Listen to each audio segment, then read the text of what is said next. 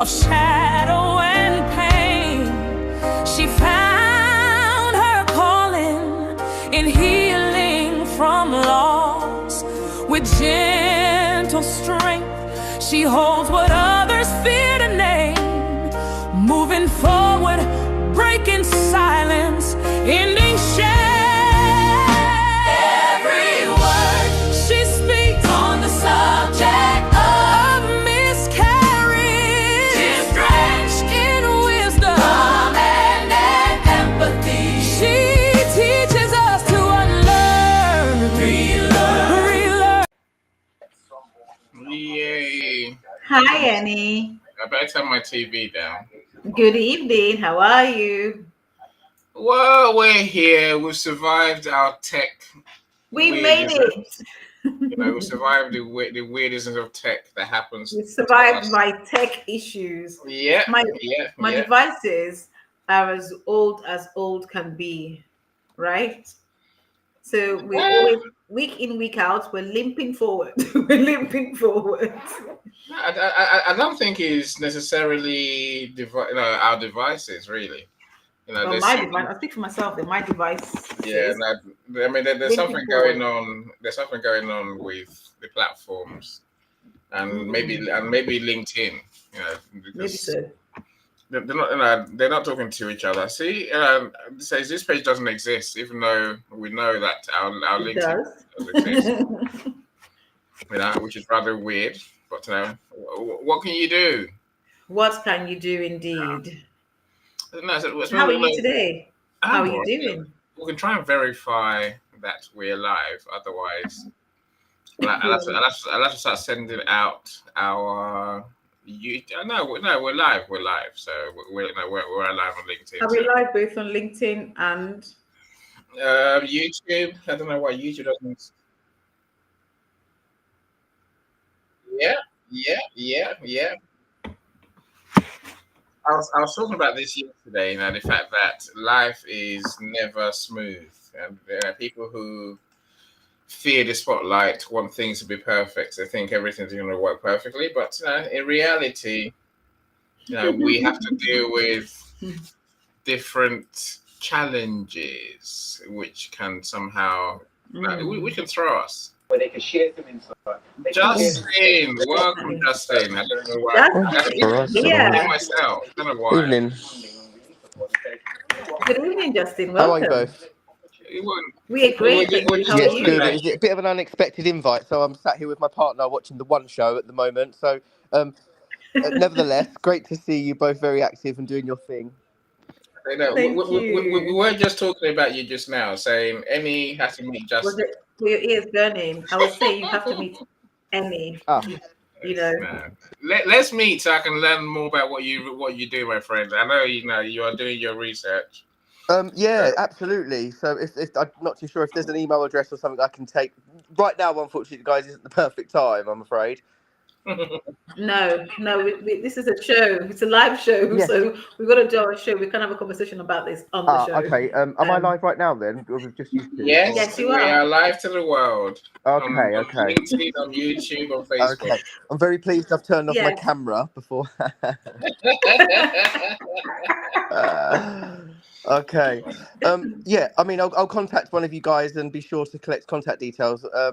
We're going to be staying in contact anyway. So, yeah, it's great to see you both. I shall speak to you both real soon. All right. Okay. Take care. You take care. Have a great session. Bye-bye. Bye-bye. Bye.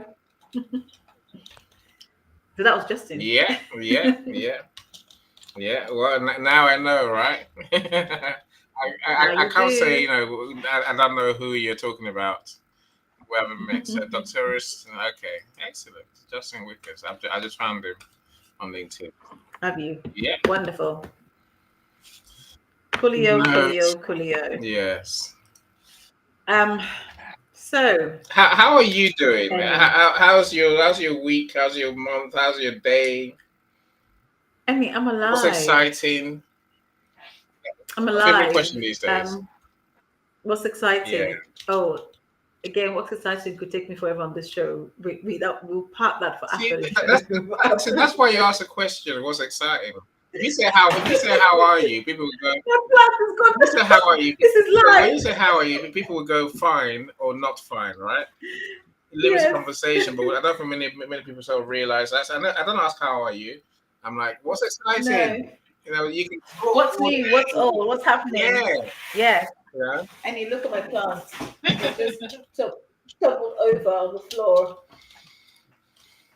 Oh well, never mind. They said never work with Yeah. animals, plants, or children. Indeed, on Or live technology. or technology. That's it. Yeah. That's it. The other one. Yeah, yeah. So yes, what's exciting? As you know, I've been spending my time with a lot of young people of late. You know, back to teaching, and it has been interesting. It's been fun. It's been good. Interesting in a good way or interesting in a peculiar way? Well, interesting as in different way. So it's interesting to see how to continue to experience how young minds think, how things have changed, and um, just the education system and what it does best. I do believe there still needs to be a great overhaul and shake up of the education system. There's so much more that we could be really teaching and doing with our young Yeah. people, because they're so impressionable. The minds are wide open, the mindsets, some of them great, some of them not so. So there's so much more we can pump into them when it comes to education. We're so used to the traditional education. There's a lot of change that needs to be Hmm. done. Yeah. Yes. Of course, there's always a lot that we have to do, right? There's always a lot that we can do, will to do. Yes. Yeah. So are It you on a is. mission to improve education for kids? I am on a mission, but I believe that sometimes it can be difficult um, to really make that change from a bigger scale. So I believe in starting Hmm. small, one person at a time, or one small group at a time, because the only way you can get to really make an impact. Yeah.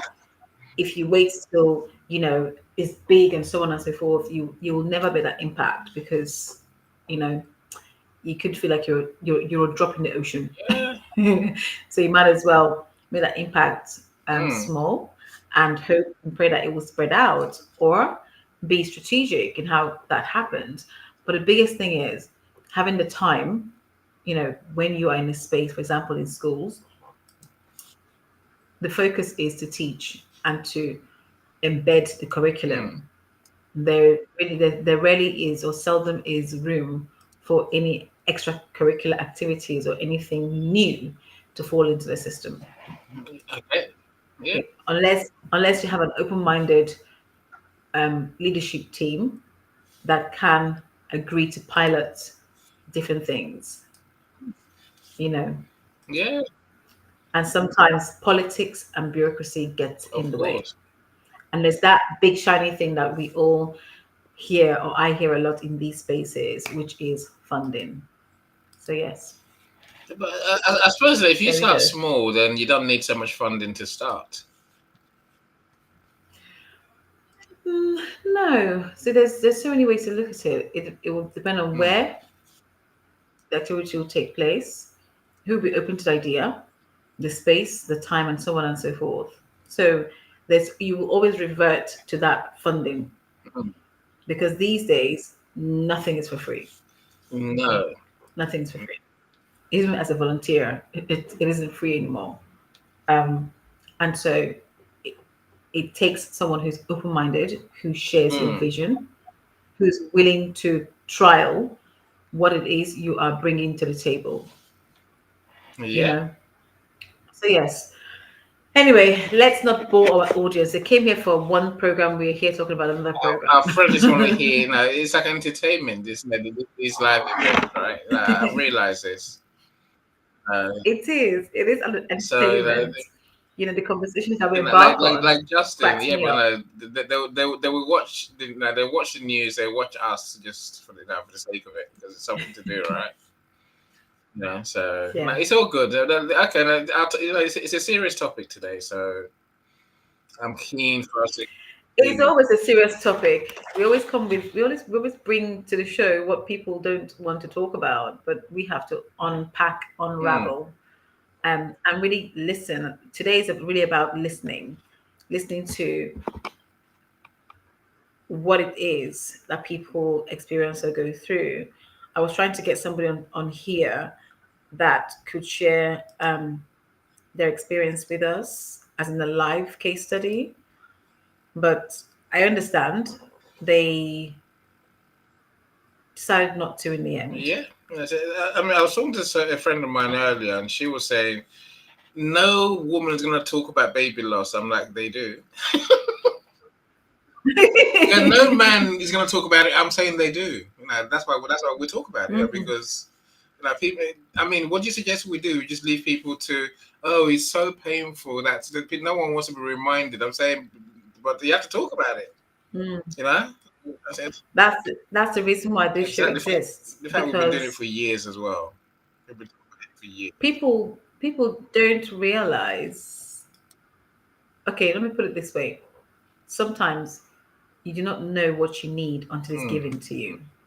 The example of that is Apple phone. Okay, before Apple phone came, we had Nokia 3310, where you play the snakes and so on and so forth. Before that came, we had, what was the other phone? We had Nokia, we had BlackBerry, we had Mercury one-to-ones, the Mercury one-to-ones, we had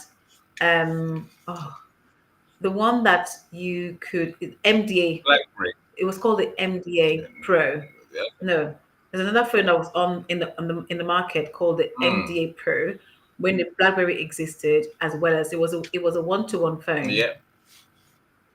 And so I remember being kind of like a child, and my parents having the phone. I'm thinking to myself, what is that thing? Like, what are they playing with?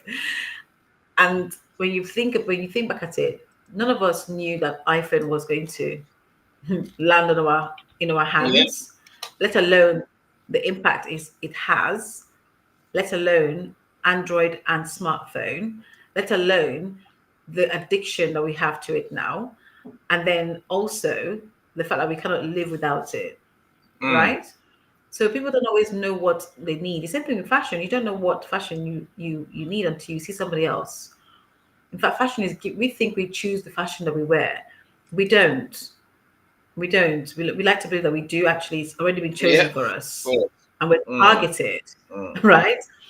So our show really is about that. It's about having the conversations, the difficult conversations that people don't want to have or believe that they cannot have until they step onto our platform, until they get to hear us live and they're in our studio live. And I would really want to pay homage to LinkedIn audio, because it was really the key in starting this journey and continuing into LinkedIn live. If it wasn't for LinkedIn audio, I don't believe I would be here. So I do want to pay the homage to LinkedIn audio, because back then also it was really, it made life more easier for people who didn't feel comfortable to step into a video like this and talk. They were able to talk, without a face, and they were okay with that. I do honestly believe that until you start to talk about something that people don't and are not used to talking about, you just don't know who you're going to impact. And I'm so grateful to you, Annie, for this journey so far. As you said, we've been here for years, and the reality is, without you, this will not be what it is. So thank you for being such a superstar and for rocking with me. With the Bonnie and Clyde of miscarriage and baby loss. Yes, thank you. Yes, Bonnie. That's an image, right? It's an image. So, for those of you who are joining us, welcome. It's so nice to have you. Thank you for joining us and being here with us and giving your time to us. We do not take it for granted. We do appreciate the time you spend with us. I'm so grateful for you being here. If you haven't come across me before, I am Christiana T. Johnson, miscarriage and baby loss coach, as it says, and also the founder of Baby Loss 360, formerly Moving Forward Post Miscarriage. I embarked on this journey because I wanted answers for myself. And I couldn't find answers. Not even my own medical team could give me answers. And so I took to my own personal journey to get answers, to understand this whole industry and sector, rather. And it's a huge sector.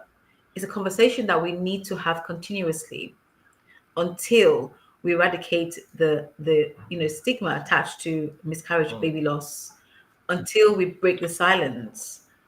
So it's really important. If you're here, thank you so much. If you are experiencing any of what we're about to speak about tonight, please know that you're not alone. Come up and join us in the studio. Send us a DM. Let us know what your thoughts are.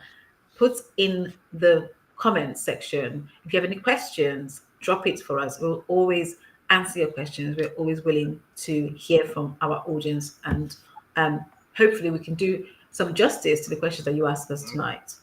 And please drop in the chat where you are joining us from. We are based here in the UK.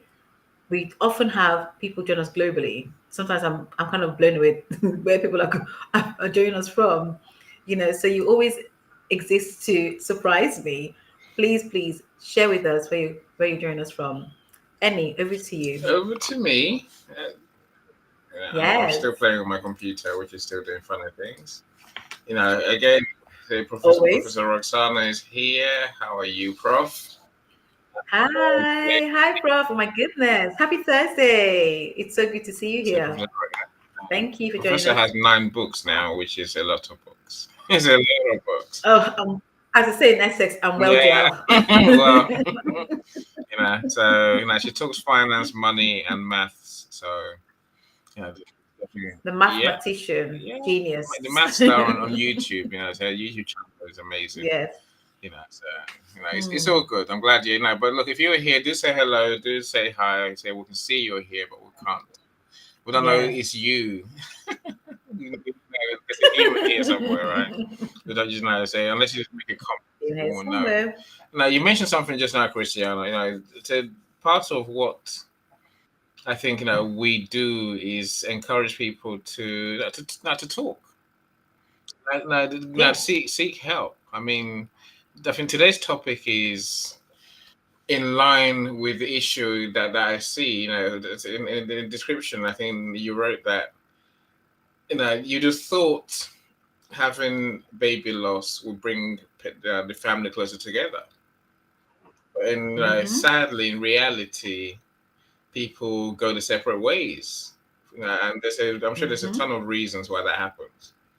And so anything we can do to reduce the pain, reduce the trauma, reduce the negative consequences. It's a good thing, So around the back of that, anything that we can do to help, or not to support people to I guess get back on the journey to build a family. Anything if we can encourage people to to try again, but literally, we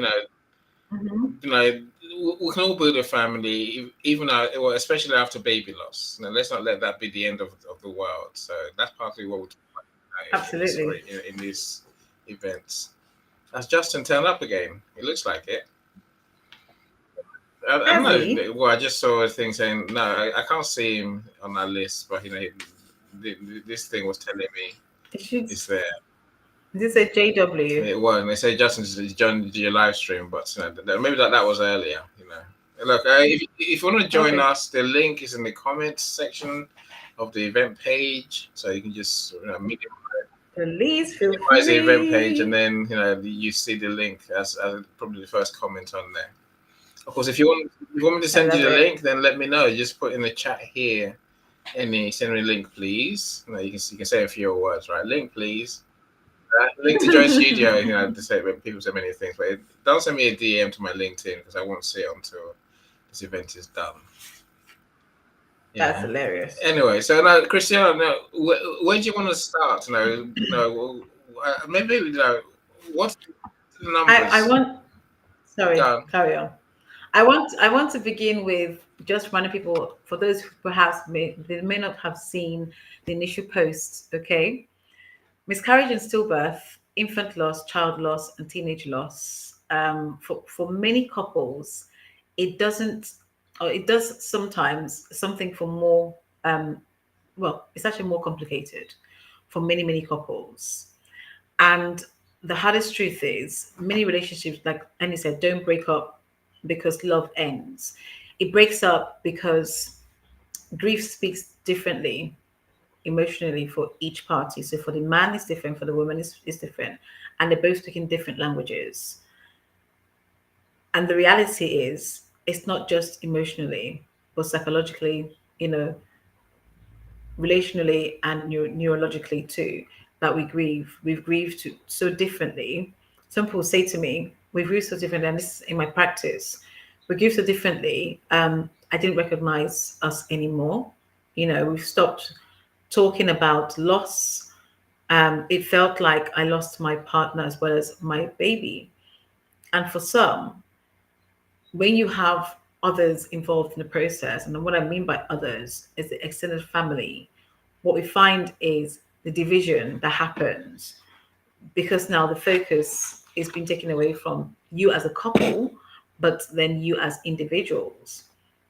And resentment can sometimes set in. And when resentment sets in, there's this distance that happens between couples. So tonight we're just going to be we're speaking about why this happens, and hoping looking at some numbers, in terms of the real impact or the true impact of when couples experience loss of this nature. So, like I said, it could be miscarriage, stillbirth, infant loss, child loss, and teenage loss. So yes, so there are different things that happen within this loss. First of all, the grieving process. We have the blame cycle to talk about, the identity shattering, the intimacy breakdown. A lot of couples say that for them is a big one. Sorry, I've got a fly messing around here and trying to get into my mouth and my eye. I don't know if you can see it in the screen. So yes, so there's a lot that does happen when we look at breakdowns and how couples really get to fall apart. I say fall apart, so it's the wrong word. Really get to disengage with each other. So bear with us as we go through this tonight. Annie was about to ask me a question, which I don't think I correctly heard.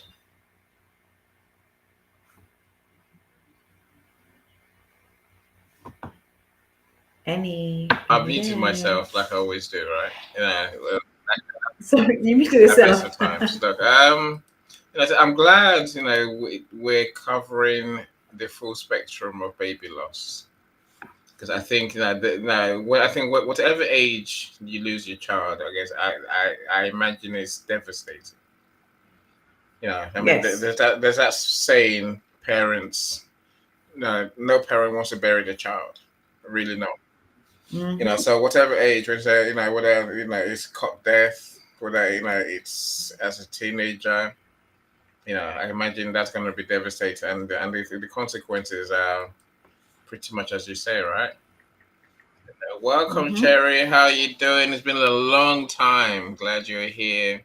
Said hello to you. Hello to you. Hi, Cherry. Glad you're here, my friend. Glad you're here. Look, like I say now, I think that the loss is devastating at whatever age. And that's something that we have to bear in mind. How's Bill? How's Bill here? Bill, how are you here? You're going on, Bill. I was invited. I sent him an But Bill's invite. got his own show. That's why I didn't send him the link, because I brought my entire show with me. Just give it a second. You're gonna see other people pop up. I got power like that. Love it. Yes. See? On the live, you can multitask. And again, one of the things about audio is that, you went in one place and that was it. There was on the live, you can have two tabs that are working at the same time. I can't figure out how to turn my different camera events, on right? though. That's what's got me kind of bugged. Yeah. Your camera. And I Oh, think it's because it was hooked up to the other show, and it probably still thinks it's there. oh no. Well, I just ended the live like a second ago. So how long was the show? Nearly an hour. Nearly. It was. It So started I got. started Sorry, at carry on, Phil. 1, and we just finished. And the great part about it is, it was so amazing that it lasted an hour and 47 seconds. And Gregory Liverpool Okay. and Christy D. Williams, they joined me at the last minute, Yes. and we just had a fantastic show. Wonderful. I can see Gregory's here. I don't know why his camera's not working Welcome. either. It's okay. You can have camera. You can Yeah, have camera on, camera video, off. audio. It's fine. Our audio is You're fine. here. That's the important thing. Anyway, so Miss Cherry says hello, Mr. William. Hello, Hi, Prof as Cherry. well, so anyway, so that's okay. Look, do you have a take on the conversation, Bill and Gregory? Do you have a take on? Bro, I just left the show and came here, so you have to catch me up, Annie. Come on, that's not even fair. All I know is that this is about That's lessons. true. Me too. Gregory from Winnipeg, Manitoba, Canada. So I'm All I know is that this is lessons we learned from COVID-19. No. So go and buy the book, but you buy my book for sure. This is Christiana's show. So we're talking about why relationships break down following baby loss. That was my question. Why wasn't I called in before this? If you're going to answer my question, you had a show, Bill. You had a show going on. I sent you a message. So you haven't missed much. We just started. Yeah, we just started. Okay, good, because this is a great topic. So Christiana, take your time. Educate us, Christiana. Educate us about that. What we need to know. And then we'll come back and have a conversation that we can have. How you doing, Christy? We'll see you as well. Who is here? Oh, hi, Chris. Oh, it's Christy's here. Hello. Yeah. Welcome. Christy's a hard-working woman. She gets around the rooms, which is is amazing support, and also she adds great comments as well. So we'll take it. So Christiana, over to you. You know how you love your stats, and I love my stats. Annie, there's just so much to say about stats. The one thing I'll say about stats from the beginning, when it comes to miscarriage and baby loss, or infant loss, there is miscarriage and baby loss. There's 1 in 4 will experience miscarriage and baby loss. If you've been in my show, you would know that these are the stats I usually begin with the show. 1 in 8 couples will experience fertility challenges. That also includes those that have pre-existing conditions, such as PCOS, which is polycystic ovary syndrome. Okay, so in terms of the stats itself, let's have a look at this. We always. So when Bill asked this question, I really had to think to myself, I wonder what's the best way to tackle this question and why it does happen. We know that communication breakdown is one of the biggest reasons why couples separate after the loss of a child. Okay, we really have to think about the claim to this happening. Number 1, 12 to 20% of couples who have experienced whether it's child loss, baby loss, miscarriage, teenage loss, really experience this. They don't long term do not remain together. Okay, I think 12 to 20% do not remain together after a child has been lost. UK and US data tells us that 16% break up after any death. So whether it's a death of a child. So this is child to teenager. When it comes to miscarriage, when it comes to stillbirth, when it comes to things like infant loss, there's between 12 to 20% of families. Sorry, I've got a fly that's messing around here, of couples end in divorce. They'll separate, long-term separation, divorce long-term. Okay. And then when it comes to teenagers, we are looking at 10 to 15% will separate at first over 3 years, and 22% at a higher risk. Okay. Um, in the end of more of a long term. So imagine separate first for many reasons. Number one, to try and deal with the loss of that child separately.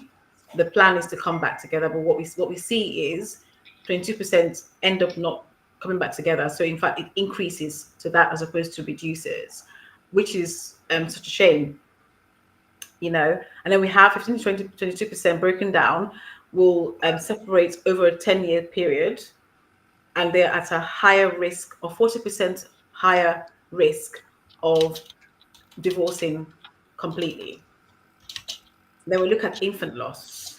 15 to 20% will separate within 5 years, but at 30 to 35% at a higher risk of separating completely, in terms of divorce completely. So we can see the impact. And then when we look at teenagers, so ages 13 to 19, we see separation happening between 10 and 15, 10 to 15% over a period of time. But actual separation and divorce is between 15 to 25% are at a higher risk of divorcing completely. And these are pertaining to a more established relationship. Which for me, when you look at the numbers, I know it seems like it's tiny numbers. Let's think about those numbers in terms of people, figures, right? If we look at between the UK and the US, there's a millions of people. So looking at a quick summary, stillbirth infant loss at a higher risk is between 15 to 22% in total. And so teen loss is the lowest, but the rest between stillbirth, miscarriage, um, and infant loss carries the highest separation risk than teens. Hmm. I hope that makes any sense to you. But I hope that does make sense. Um, yes. So, in terms of what we're speaking about today, and I'm so glad, Bill, you asked this question.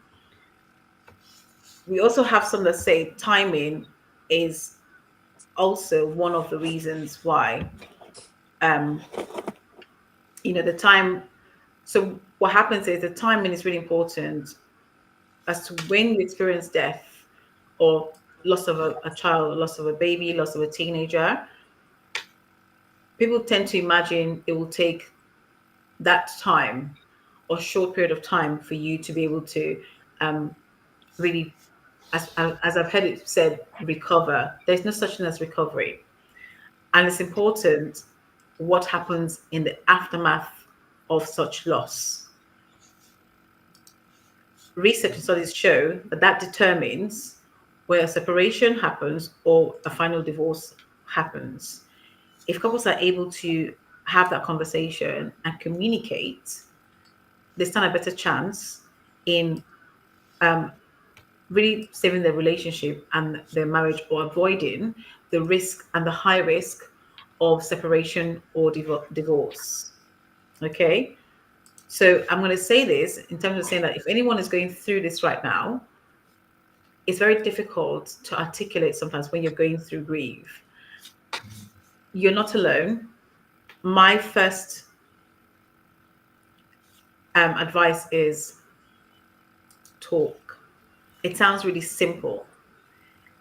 Talk, have conversations, find that one person that you can really confide in or talk to. Or if nobody's around you that you can confide in and speak to, it's really important that you get professional help. as soon as possible, because that really helps to secure your relationship, as opposed to risking having a breakdown in your relationship. And I know any that we've had quite a number of men on this show who've spoken about their experiences and their breakdown in their relationship and what's happened in the aftermath of losses. And through, I mean, like I said, we said earlier on, we're doing this show for a number of years, and we've seen, you know, individuals and couples who've been here to say, this is what has happened. This is exactly how we overcame this. And we were at risk of, a, a separation. And some were completely divorced or gone their separate ways. The one link, through the one thread throughout this, the all of them, was communication. So communication at its earliest, or communication later on, which was too late for some. And for some, they began that journey earlier on, So that's what I'm going to say this evening and to begin with. And I'm just going to get you guys to chime in before I go through the rest of what is to be discussed tonight. Well, I'm a little bit confused, right? Okay. Well, not right. As if I live in confusion. But if I heard you correctly, the older the child, the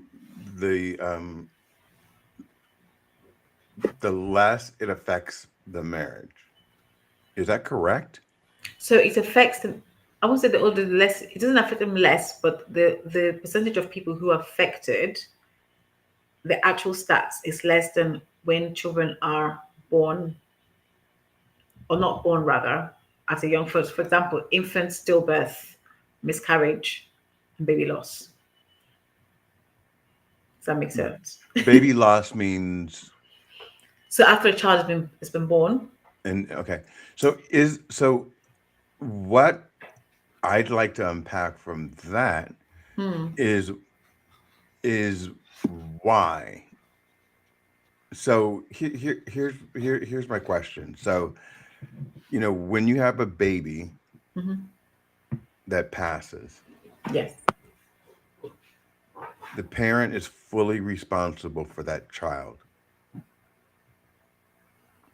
When you have a teenager that passes, yes,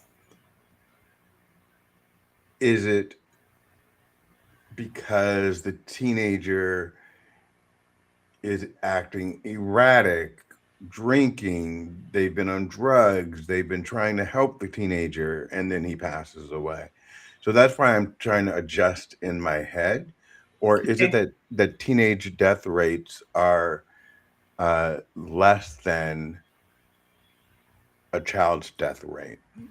not necessarily. So we're not talking about the actual death rate. We're speaking about the rate at which The parents separate or remain.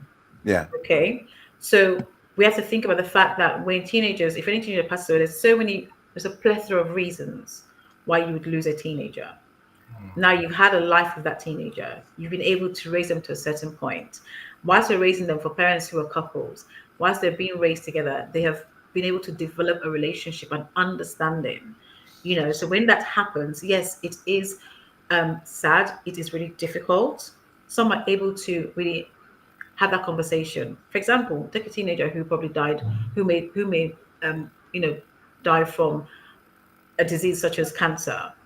The parents have been able to go through that process, being there for that child, being able to communicate. For some, it brings them actually closer. There are things that have been done. There's a journey that they experience together that allows them to truly understand. Whereas when you have, miscarriage, when you have stillborn, when you have all of these, child loss, we think about it. They have not prepared. Okay. For some, it's a shock don't get me wrong, it's a shock to the system. For someone who's experienced that, they've had time to kind of prepare and move forward and so on and so forth. And I'm going to come also back to parents who experience children that are murdered. Okay. So the reality is, it's a new beginning. It's that expectation. We carry so much. Okay, I can speak from my personal experience. When you think about becoming a parent, there is joy. You have all of these plans that are happening. Okay. One thing that runs through is when a loss happens prematurely, because that's what happens, is prematurely, there's a shock factor that happens, number one. Number two, there is a blame culture that happens. Because now you are wondering, is it me? Your partner might be thinking, what did you do? Especially if the woman is the one obviously carrying the baby. Conversations which I've had in my practice, they start to ask the question, were you meant to do X, Y, and Z? You were carrying the child, so it must have been something you did. So there's the blame culture that happens that goes into, then moves into resentment. Okay. Whilst all of this is happening, depending on who you are, what your background is, what family you have, what support you have around you, that may positively or negatively impact that journey. And for the men who tell me they feel like strangers in their own home, they don't get to really have conversations, they don't have the opportunity to truly grieve for their loss. Their loss is not valid, it is not acknowledged. That in itself are all of forms, all parts and forms parts of, you know, the separation that happens in the end, or the divorce that happens in the end, because there's a huge misunderstanding. In those moments, we're not thinking about collectively, we're thinking about what did you do, what happened, and so on and so forth. Now, I'm not saying every couple is the same, but I'm trying to explain the high figures that we just heard in comparison to those who've lost teenagers. Okay, I'm hoping this makes sense, Bill.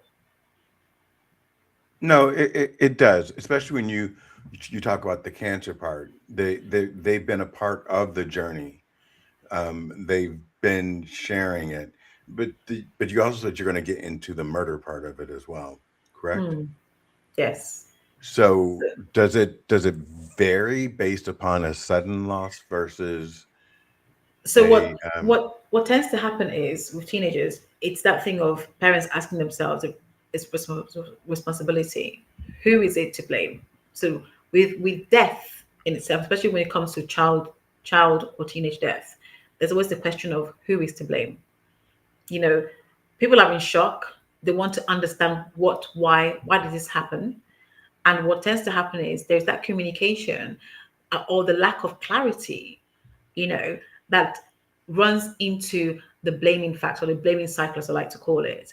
And so, whilst you're in this mode of trying to find answers, what you don't realize is the person in front of you is the person you're supposed to lean to, your partner. You're supposed to lean into your partner, but that doesn't happen because separately in your mind, you're grieving in your own way. As we know, men and women grieve so differently. Okay, which is true. We're from Venus, you guys are from Mars. And so we grieve very differently. And what happens in this, we become distant without realizing it. People think when you become distant, it's overnight. It's the little things that adds up to the big things, and the big things being the separation or the divorce. We miss those things. This is the reason why I always say the first thing is please communicate.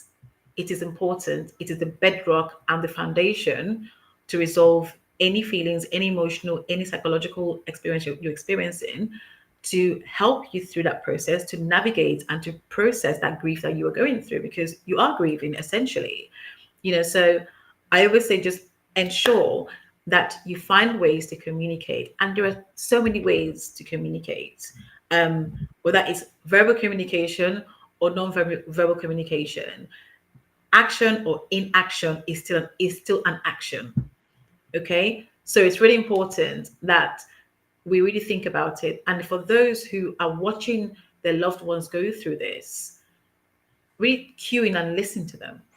Listen to what it is that they want to say. Sometimes clarity is in not saying anything too. I say that in my practice.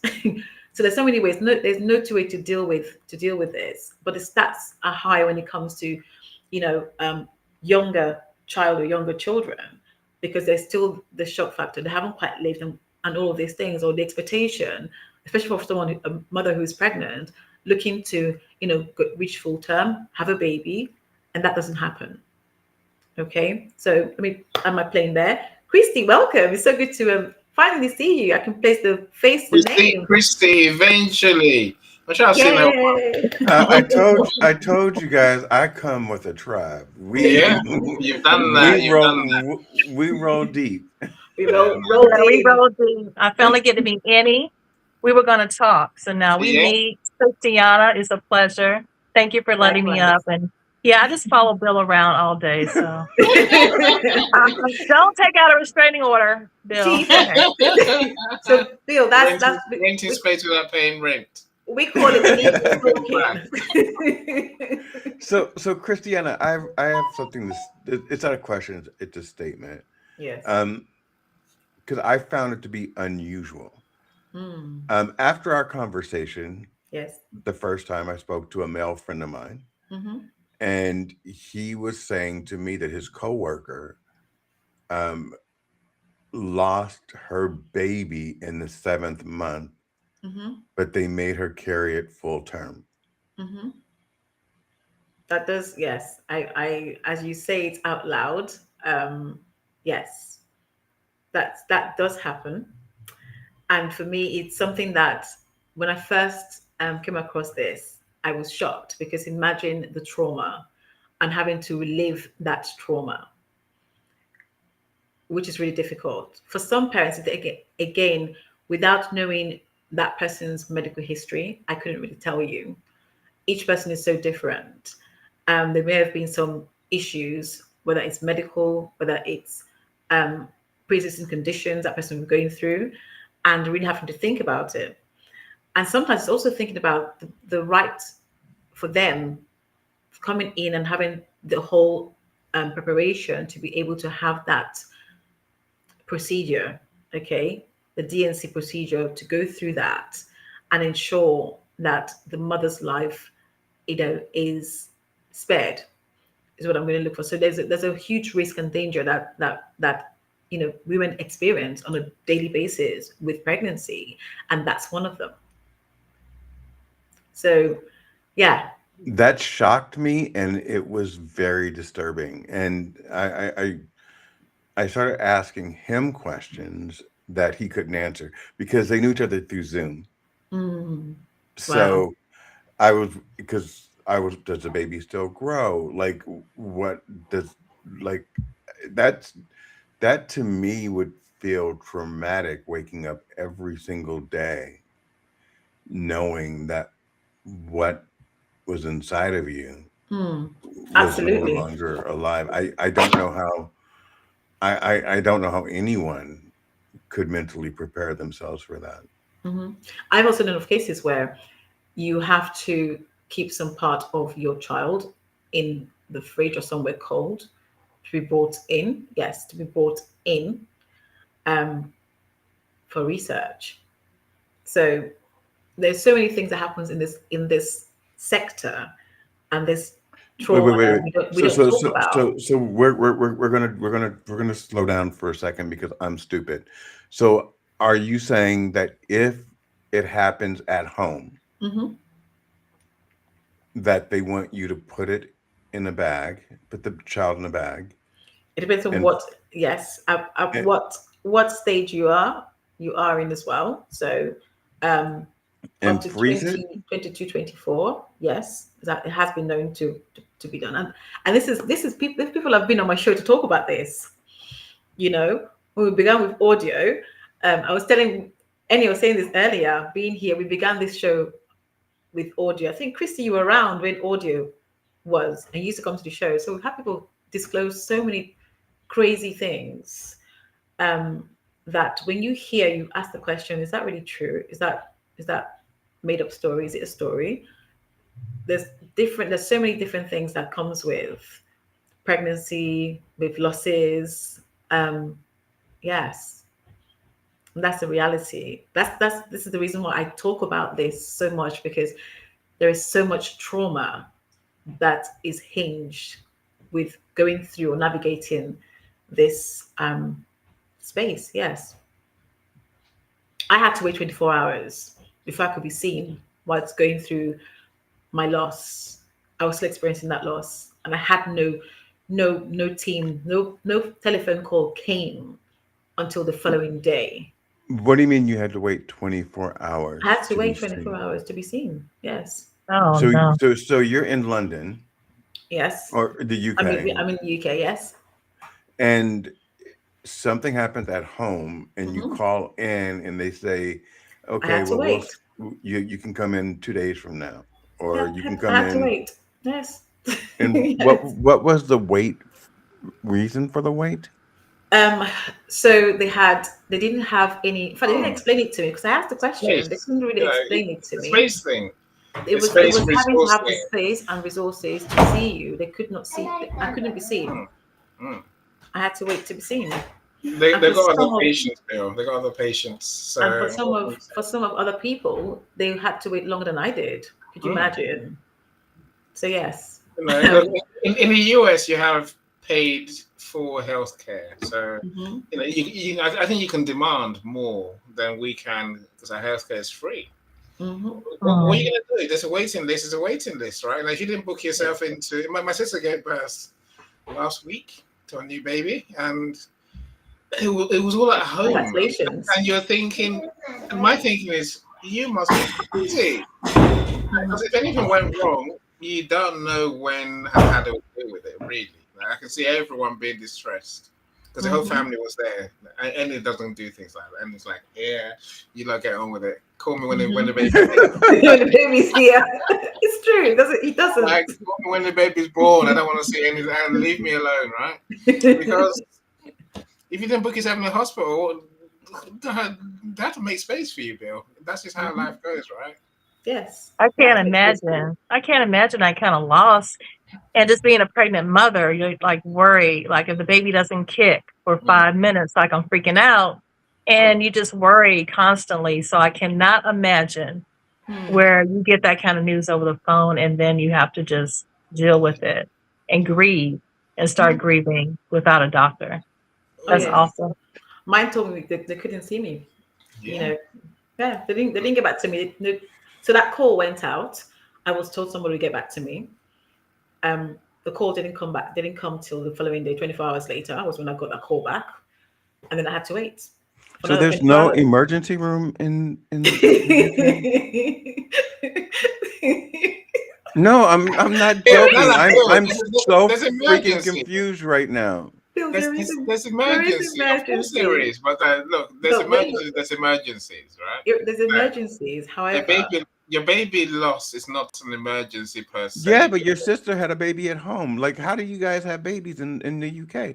I'm so confused. You'd hope they had some sort water of baths. arrangement. Yeah, they had an arrangement of sorts, Hmm. right?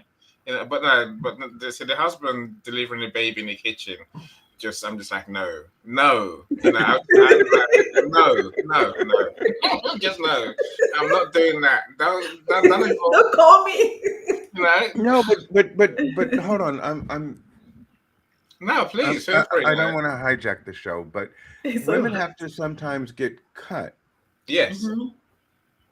So who does that? the husband did that. I imagine, but I you know, gotta go. but you can Bill. get other people. There's doulas. There's also there's Yes. people who can do stuff. No, Hmm. you can pay for a nurse to come to your house. You know, your maternity to come to your house and do this baby birth thing. No, Yes. I'd rather just be send the wife to a hospital and be waiting at home. That's what I would do. But some people choose to try But to make go. but also mortality rates with women and children and sepsis and all these other Mm. things Hmm.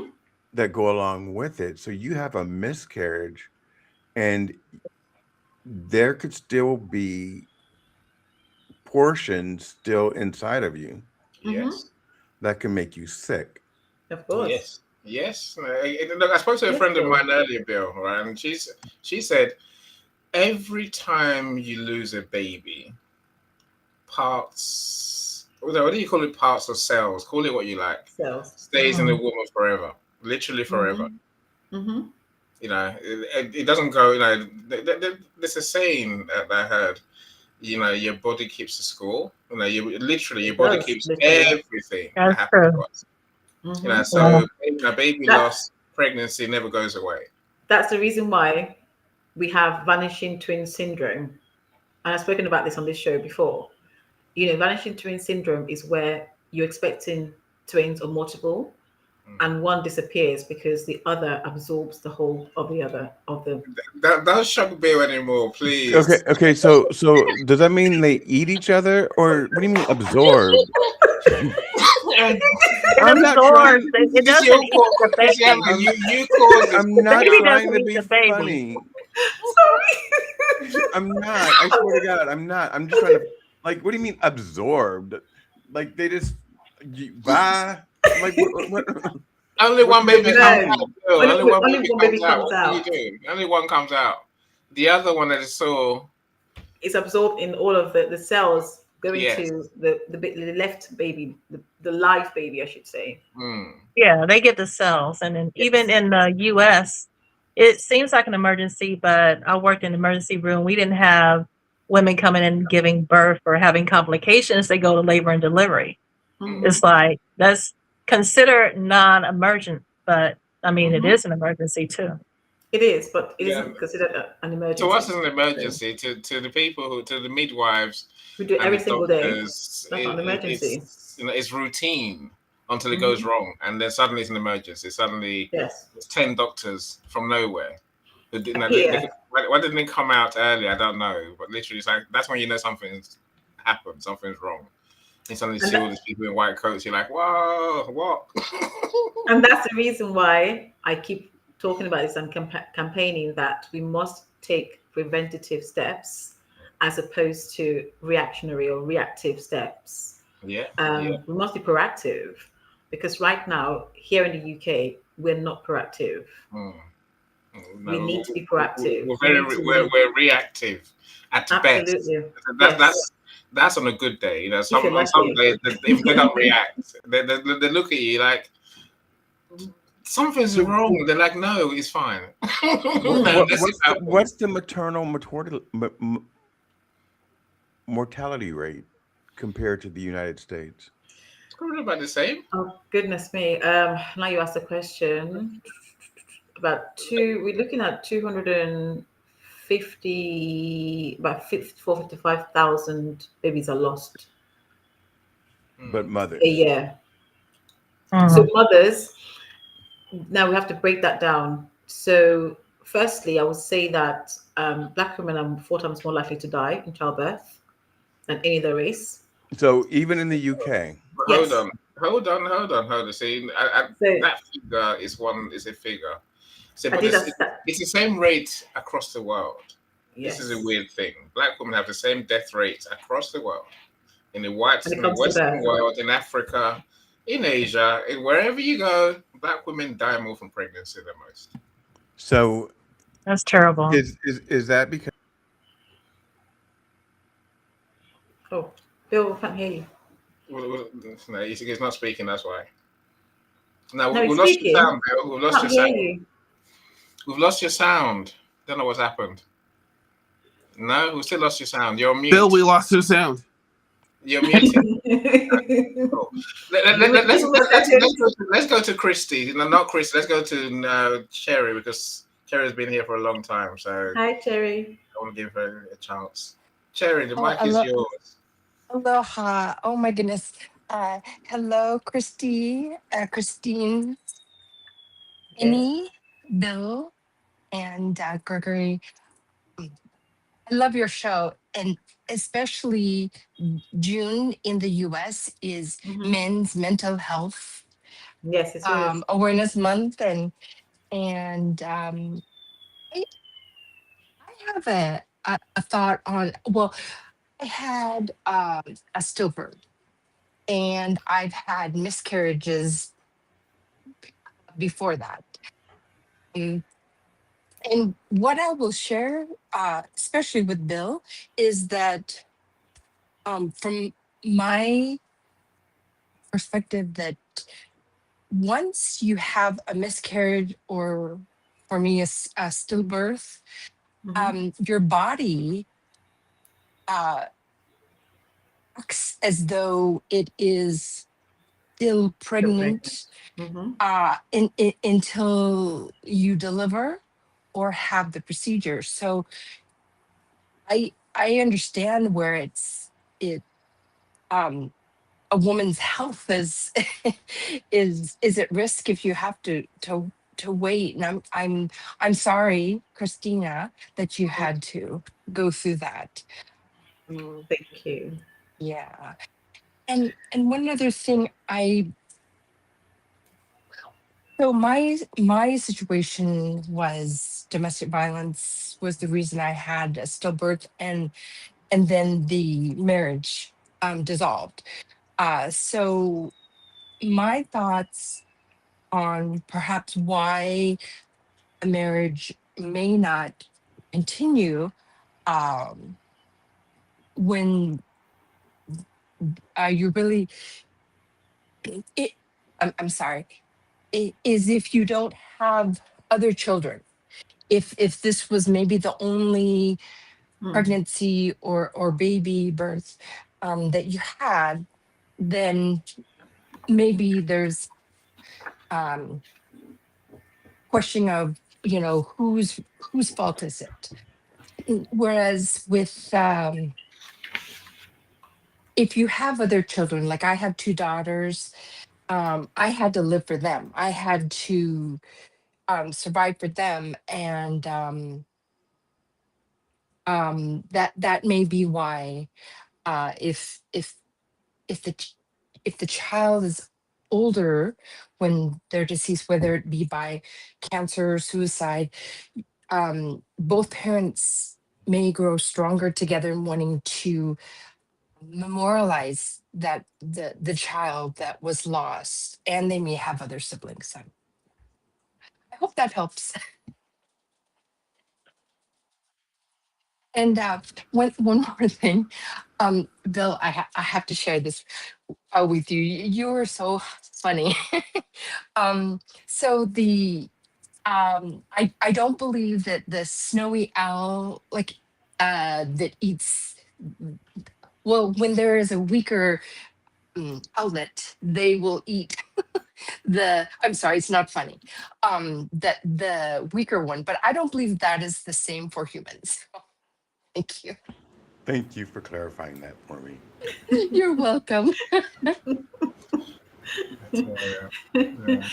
So the other thing as well is to speak about when we look at going to full term, in cases where we have twins, when one becomes stillbirth, medically, you're advised to go to full term to give the surviving twin the opportunity to fully grow, um, and to have a better succession of birth.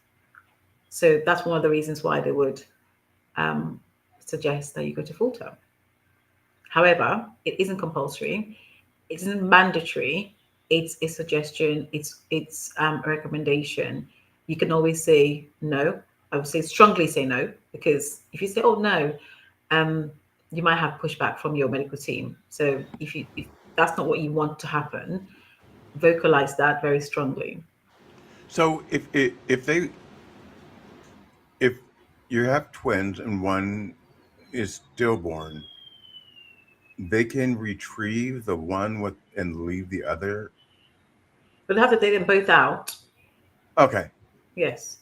All right. So But then there's complications to that for the remaining child.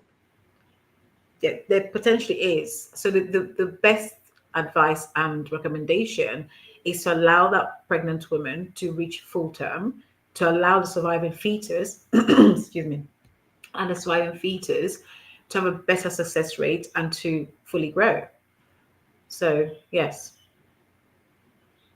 I have so many questions. The back of that is realizing that you know the length, the time, the pregnancy time, gestation, as they call it, right? Yes. It gets less and less every day. That's required.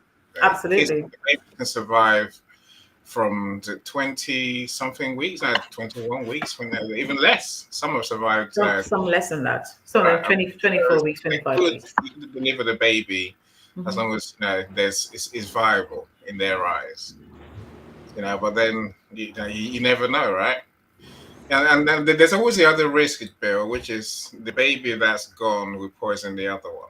Yeah, I'm just saying. That's what I was, Yeah, that's the question I didn't know how to ask, yes. because is the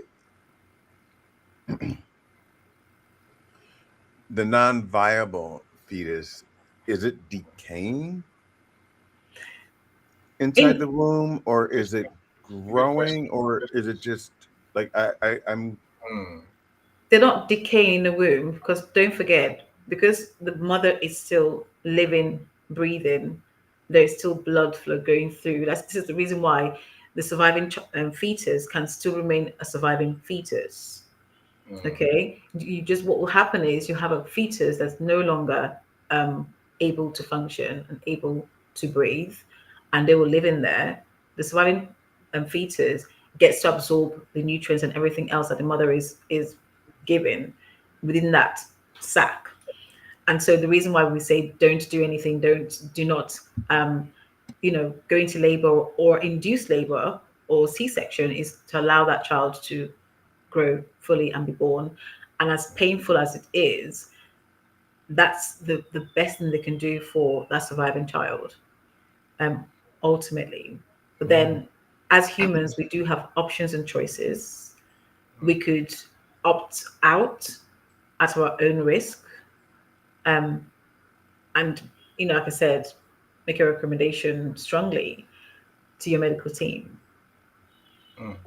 So yes, Christiana, may I make a comment? Of sure. course, of Okay, course. and Bill, I do apologize. I hope I didn't sound disrespectful when I Yeah. said you are funny, but I so my comment, Christiana, is that so for my two daughters, I went through in vitro fertilization, Hmm. and one of the possibilities was multiples.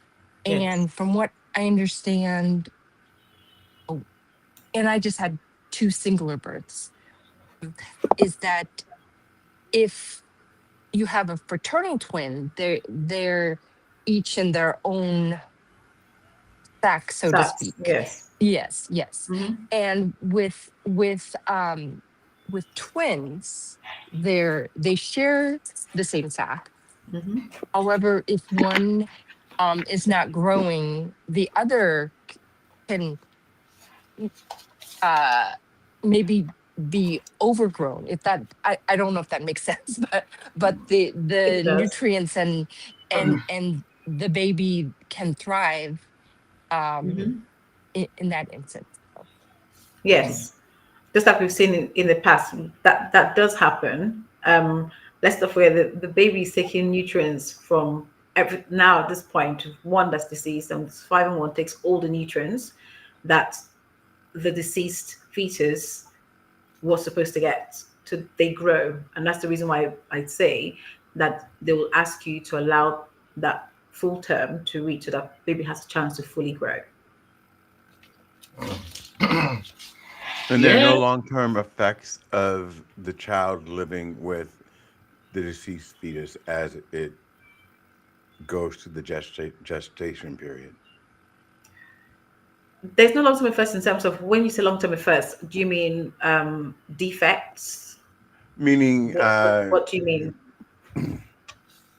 uh, more ability to get sick, uh, the nutrients thing, you know, does, I'm going to sound like an idiot, so I'm going to stop talking. No. No, It's a I think I fair know what you're question. asking. Yes, it's a No, fair I like think I know does it what be you're asking. does it become like more chances of being obese? Like, does he have more chances of being brilliant because he has twice the brain cells? Like, what? I mean, I'm just We're smart. So that We're that smart for a reason. It's a great question.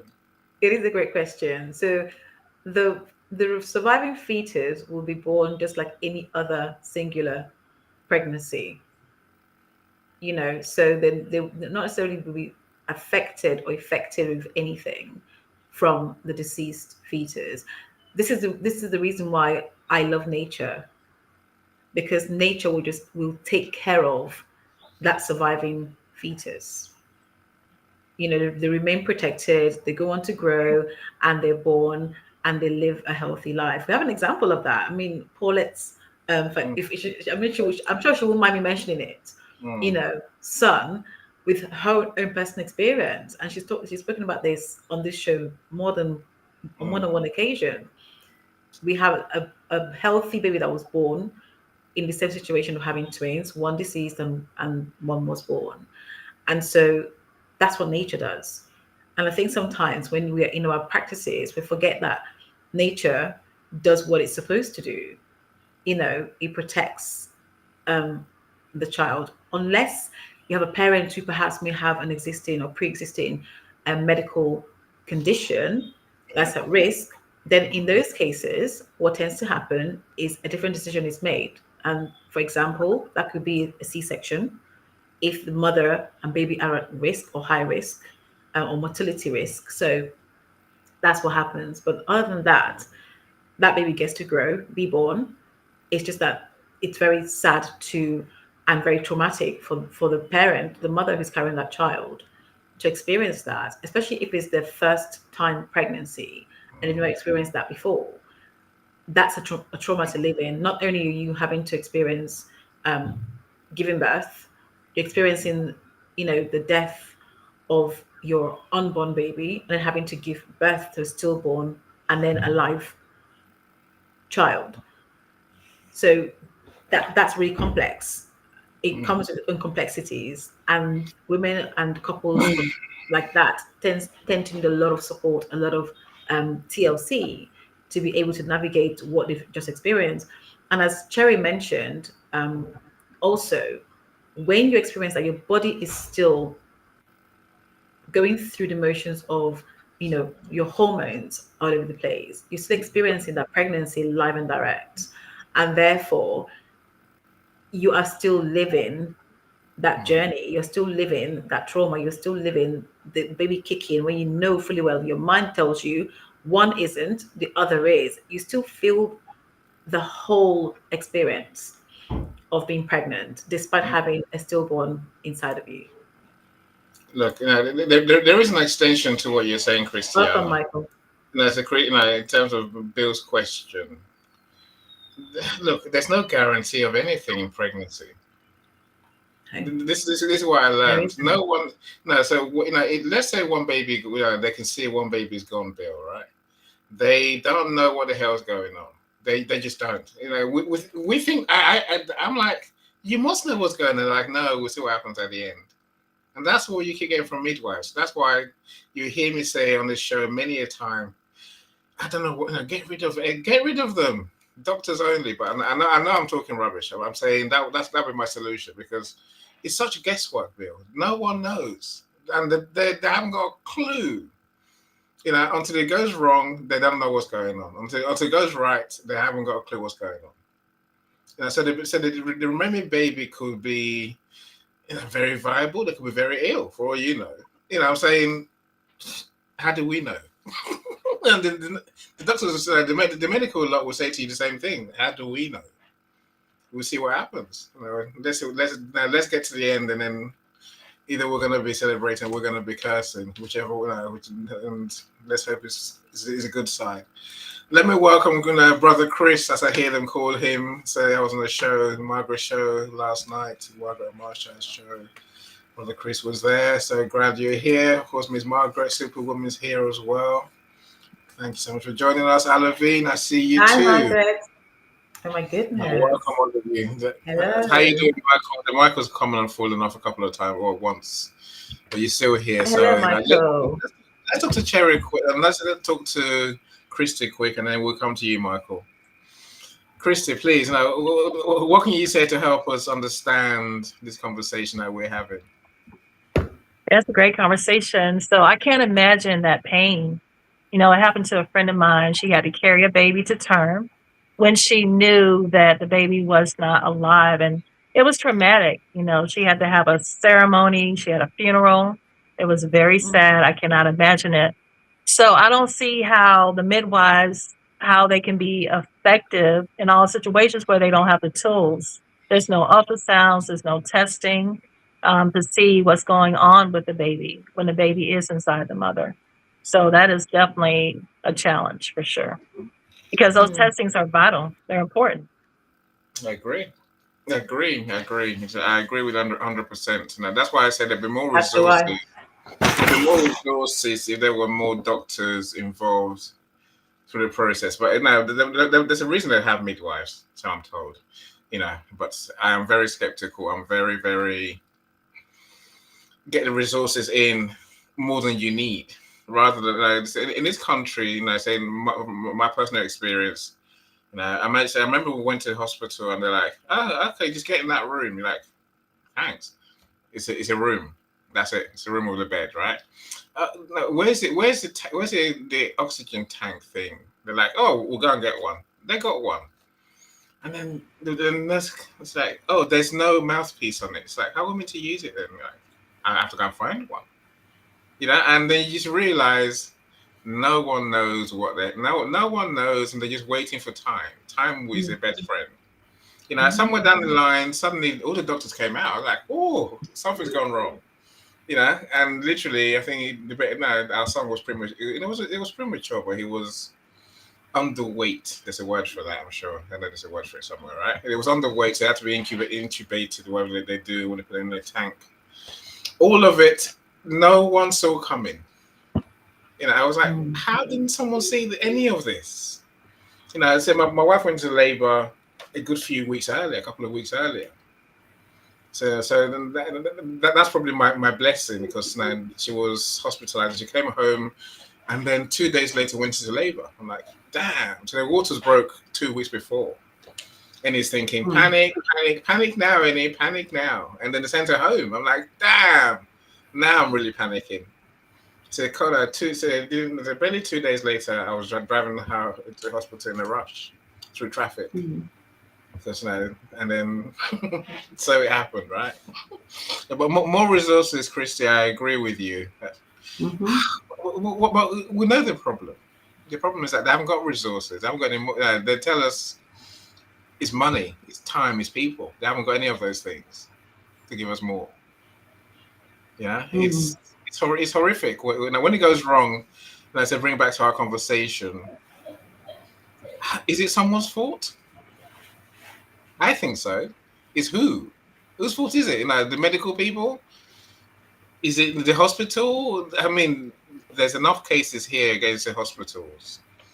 When a baby's lost, you'd be amazed how many number of cases they have here where they're challenging the hospital and the midwives. Yeah, it is a hospital. Yes.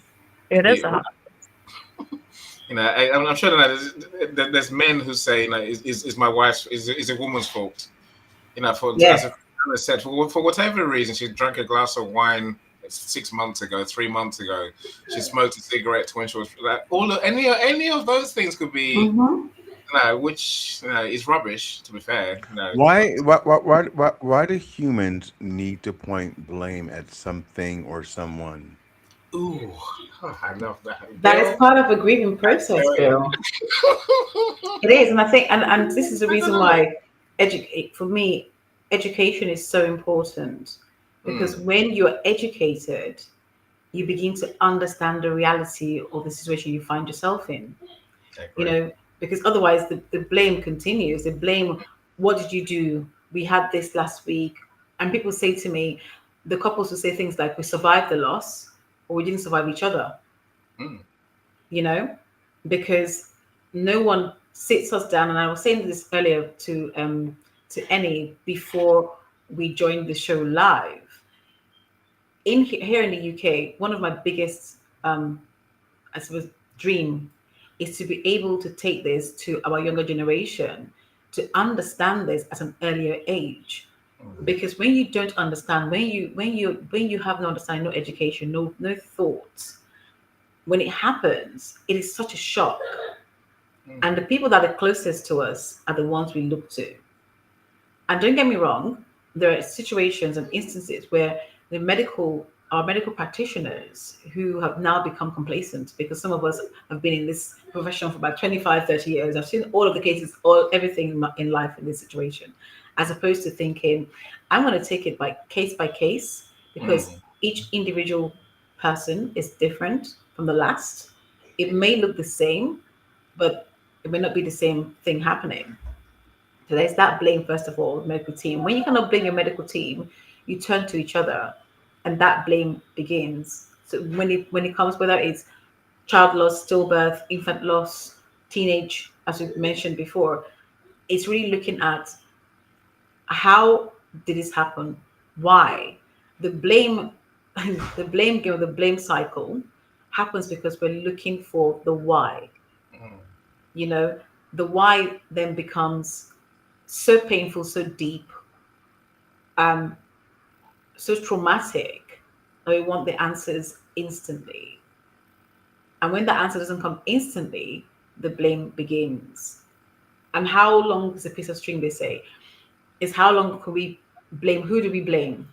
And sometimes we find ourselves thinking, between us and the professionals that we deal with, and this person, that person, who is to blame? That being said, when you're educated, when you're truly educated in this sector, where there is blame, you quickly know who is to blame. That's the truth. You know, especially when it comes to practitioners, medical practitioners who perhaps have missed something or haven't done what they're supposed to do, and so on and so forth, or have sent you home because here in the UK there are no beds to keep you overnight, and therefore you've got to go home. By the time you return, disaster has happened. Your baby is now gone, or some in some of the cases, the mother is the one who is deceased and the baby survives. So there's that blame situation that happens. I've seen this from this perspective of looking. I've seen this from coming from a mother who is a midwife, who is a lecturer in midwifery, or retired lecturer in midwifery rather.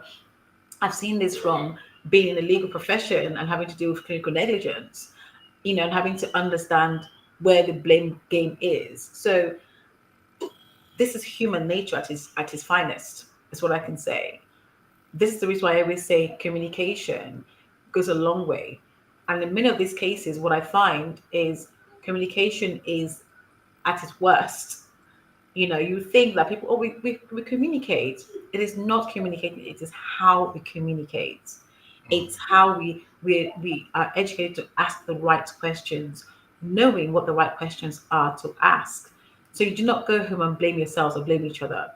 So you understand this is happening right now. Why is this happening? How could we, really navigate this together as opposed to separately? So we don't end up in a separation or a divorce, because the stats tells us there's like 25, and in fact the divorce rate is between 40, as I mentioned earlier, 40 to 45% that will end up in a divorce after a trauma of this nature. Imagine you are dealing with trauma. As I've mentioned previously, men and women deal with trauma in such a different way. you know we are, as women, we're more emotional, seemingly more emotional, and therefore we believe that our men are not emotional. The truth is they are, but they deal with emotions quite differently. And it's about allowing the space for that to happen in any way that they want to express that, but continue to communicate. If you're a couple that really struggles with, you know, articulating your emotions, your best bet is to get a professional very quickly into the situation to be able to help you to navigate it, to avoid those, or to avoid, first of all, the resentment that you're going to feel, and then secondly, the long-term adverse effect, which is separation and divorce. And the worst cases, again, looking at this, we have men who have, I'm not necessarily this is precisely the exact reason, who have gone through, I say gone through, who have now gone to the end of committing suicide because this that was the last straw. So we can prevent these things. We just need to be able to have those conversations, to communicate. The foundation of any results, any solution is having to have conversations. As I said earlier, there's always that person, whether you're the male, the female, whether you have a couple, there's always somebody in our circles that we can confide in, that one person that you can talk to with that fear of judgment. And often what happens in this situation, we carry such profound self critical judgment on ourselves. We think, and as humans anyway, we're very self critical. We are programmed to be negative. You know, we have between 12 to 60,000 negative thoughts a day without even realizing it, consciously, subconsciously. And therefore, when things happen, you're returning to, you're intrinsically, you're looking at those negative cues and you remain in those negative cues. Whereas you can say, actually, no, let's have a conversation, let's talk about it, no matter how difficult it is. We need to keep talking about how we're feeling. My advice to my clients in my practice is, don't focus on the why, but focus on the what. You know, I learned that on my own journey, my own personal journey. When I was thinking about the why, there were no answers coming.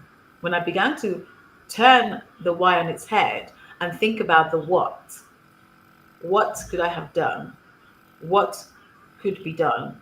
What's next? What do I need to know? What do I need to understand to move forward? Is it practical things? Is it theoretical? Do I need to do more research? What questions can I ask my medical team to be able to then move forward? But there were so many things that I had to ask myself, but it began with the what questions, because the why keeps us negative, keep us in a negative space, as opposed to a forward thinking, forward moving space. Again, I think part of our remit on these rooms, on this live, is the point of going again. Because our aim was to have a family, have Mm-hmm. kids, and have a family. So if it, when and if and when it goes wrong, we Mm-hmm. have to find a way to try again. Not just give up. Of course, today is about don't give up on each other. Number one. Yes. Also, don't give up on the mission to create a family. And God, there's a long journey that for many when that's involved. Right? That's a Yes. that's everyone. Part of me thinks part of the conversation today, Christiana, is people. We need to build stronger relationships. Yes. There's many reasons I say this. So many people have children, and I'm sure many of us look at them and think, "Why are you having children? Why are you having kids? Why? Why?" But they do, right? And Yes. and, I guess the role that nature, the role God, the role the universe plays in all of this that's the unknown to call it that, Hmm. right? But Can so I? I think we need to have better relationships. That way we can withstand crisis when they do happen, because they will happen. Yes. Can I say this as well? Thank you for that point, Emmy. When you say you, because some people think, why do you have kids? Why do you have children? We are. Let's not forget that for some, that is their identity. Mm, mm, Okay, that's the identity. So we speak about identity and the loss of identity in a trauma, a crisis of this nature. When people think of being parents, they see themselves differently mm, to who they were before they became parents or before they're about to become parents. And so there is that identity that is hinged mm, on who we are going forward. And so when a loss of this nature happens, you become lost. So you've lost mm, identity. Who am mm, I now? For some people, they spend so many years getting to the pregnancy part. Some may spend 5, 2, 5, 7, 10 years to get pregnant. That's an identity. You've carried identity for so long because of your longing to become a parent. And then you lose this pregnancy or you lose this baby or you lose this child. That is your loss of identity. And for some, it hits harder than others. You begin to question who you are, what your purpose is on this planet. All of the dreams and thoughts and plans that you had have just been eroded. So that then turns to your partner to say, okay, if I was this person in this relationship, who am I now? And what can we, so the questioning and the blaming begins because there is a loss, and I call it a double trauma, because there's the physical loss that's happened with regards to the child, and then there is that emotional loss that happens, which is the identity that you're questioning, especially for those that are struggling to perhaps get pregnant again. You're now questioning your whole life, your whole existence. And that is where we have the clashing of double trauma. So I always say, think about this. I ask people that come to me in my practice, who were you before you became a parent or you embarked on this journey of becoming a parent? Who's that person? What was it that made you who you are? Can you revisit those things as a couple? Who were you as a couple? What things did you do to really remind yourselves of who you are? How did you present yourself to each other? I know for some who have this whole journey of being in love with each other and then getting to this point, I do not believe anybody becomes in love and then falls out just like that. There's a process that takes place, whether you are aware or not, it still takes place. It's about really pulling back and pausing for a moment and asking yourself these questions. I have questions all day in my practice. I ask my clients, who were you before? Individually, collectively as a couple, what was it you did? What were the fun things that you did? What's what made you tick? Ultimately, can you find them again? Can you reignite those passions you had individually and collectively? Because there is a huge loss of identity, and when that happens, people really feel lost. So yes, thanks for that point, Annie. Yeah, no, Gregory, you've been quiet for way too long. You've Yes, listened enough, right? I was thinking the same yes. thing. We'd love to hear some of your thoughts, Gregory. Yeah, the thoughts from me on this issue is very, very eye catching and very provocative and out and very outside my comfort zone. I could only present like the HR type of aspects of this commentary and Why stuff. is it outside of your comfort zone, Gregory? That's a huge question. So, what Well, part of this makes you feel uncomfortable? it's an issue that it's an issue and a topic that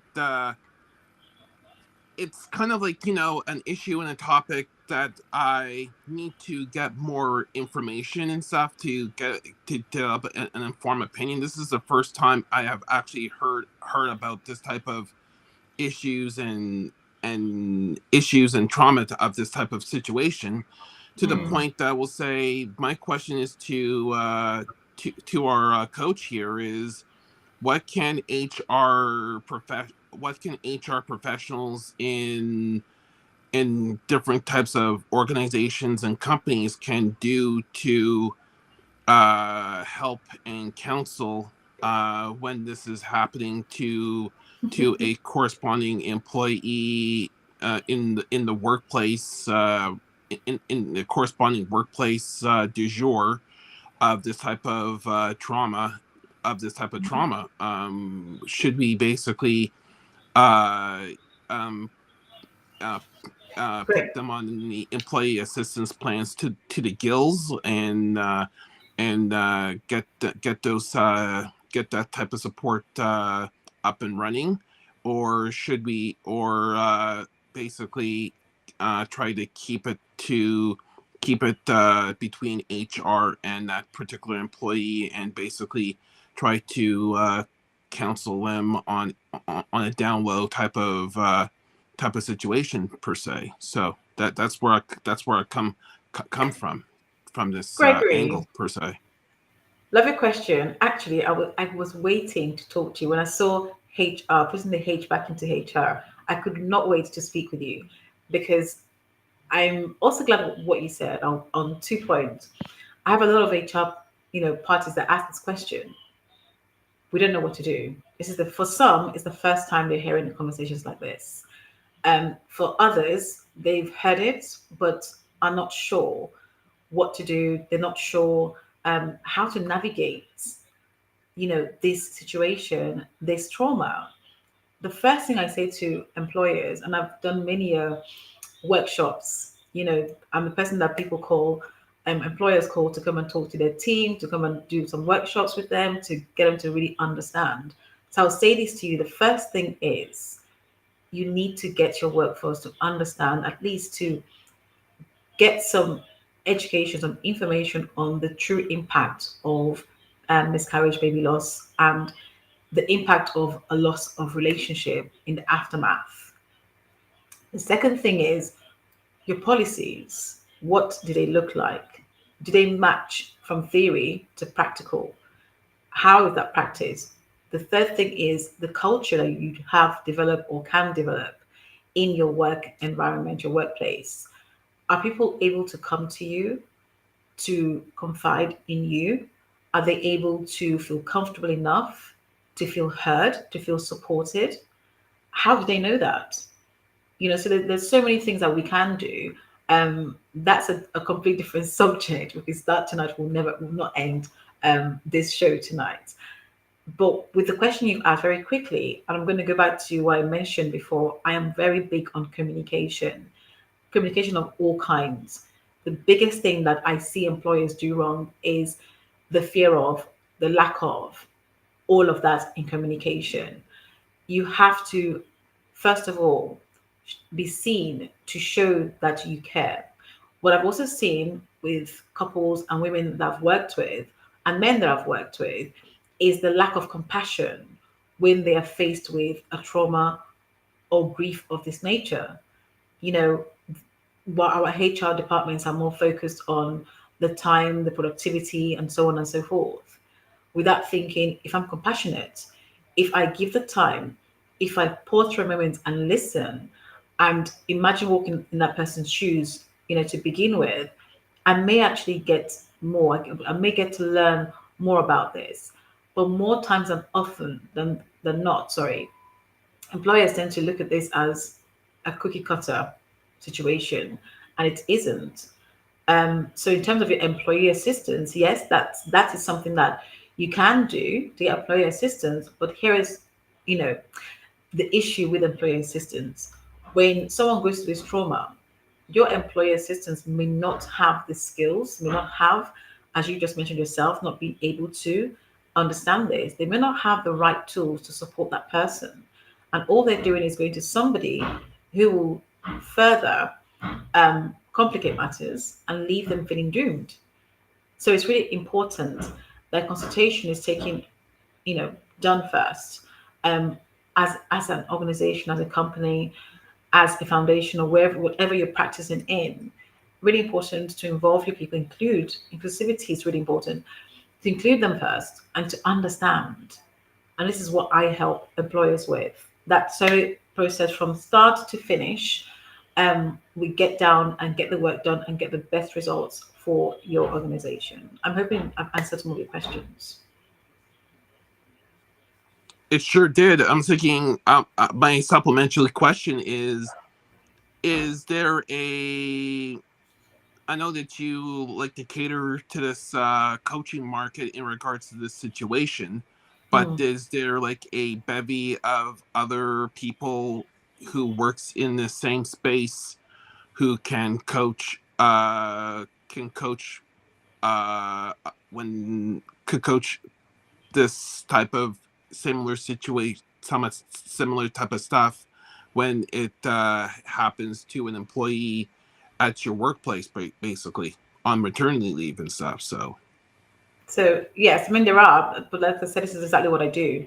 So I go into employers, albeit remotely, virtually, and in person, to be able to have that conversation, to be able to support and coach people. So some companies will refer me for as part of their employee assistance program because of naturally the work I do. So being a miscarriage coach is an umbrella of several things that could happen, and my work is tailored to each company and organization on what I identify as a need for that particular company.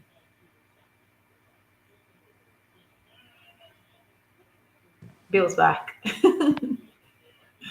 That look, as I guess, think of us as employees. Again, maybe women are better than men, but even then, it's a question, right? Look, now me and Bill and you, I'm sure Gregory, we wouldn't know what to do Send me a when. DM. Right, we just would know. How do you respond when someone says they've had a miscarriage? Really? I employ people. I wouldn't know what to do. I wouldn't know where to even start. And I would find the quickest door and try and get away. I mean, I'm being serious. I really would. Me too. I wouldn't know what to do. I would try and avoid it. But as colleagues, we have no choice. We have to deal with this somehow because there's a human in front of us who's suffering really.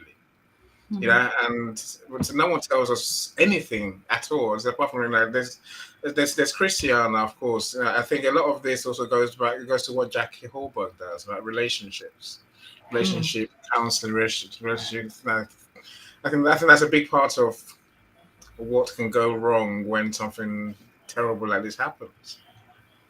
Stronger It's relations. interesting. It's interesting, Indy, because I was talking to a friend of mine, and it was, of course, right after the show.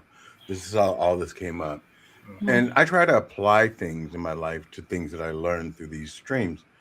And he said, I told my coworker, "You're young. You guys can still have another child."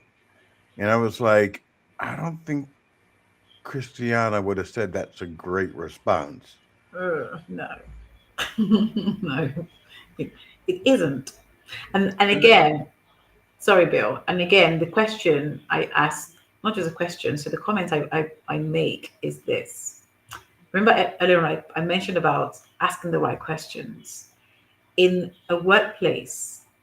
And again, the training I do is about really getting people to understand what's right, what's appropriate, what's not.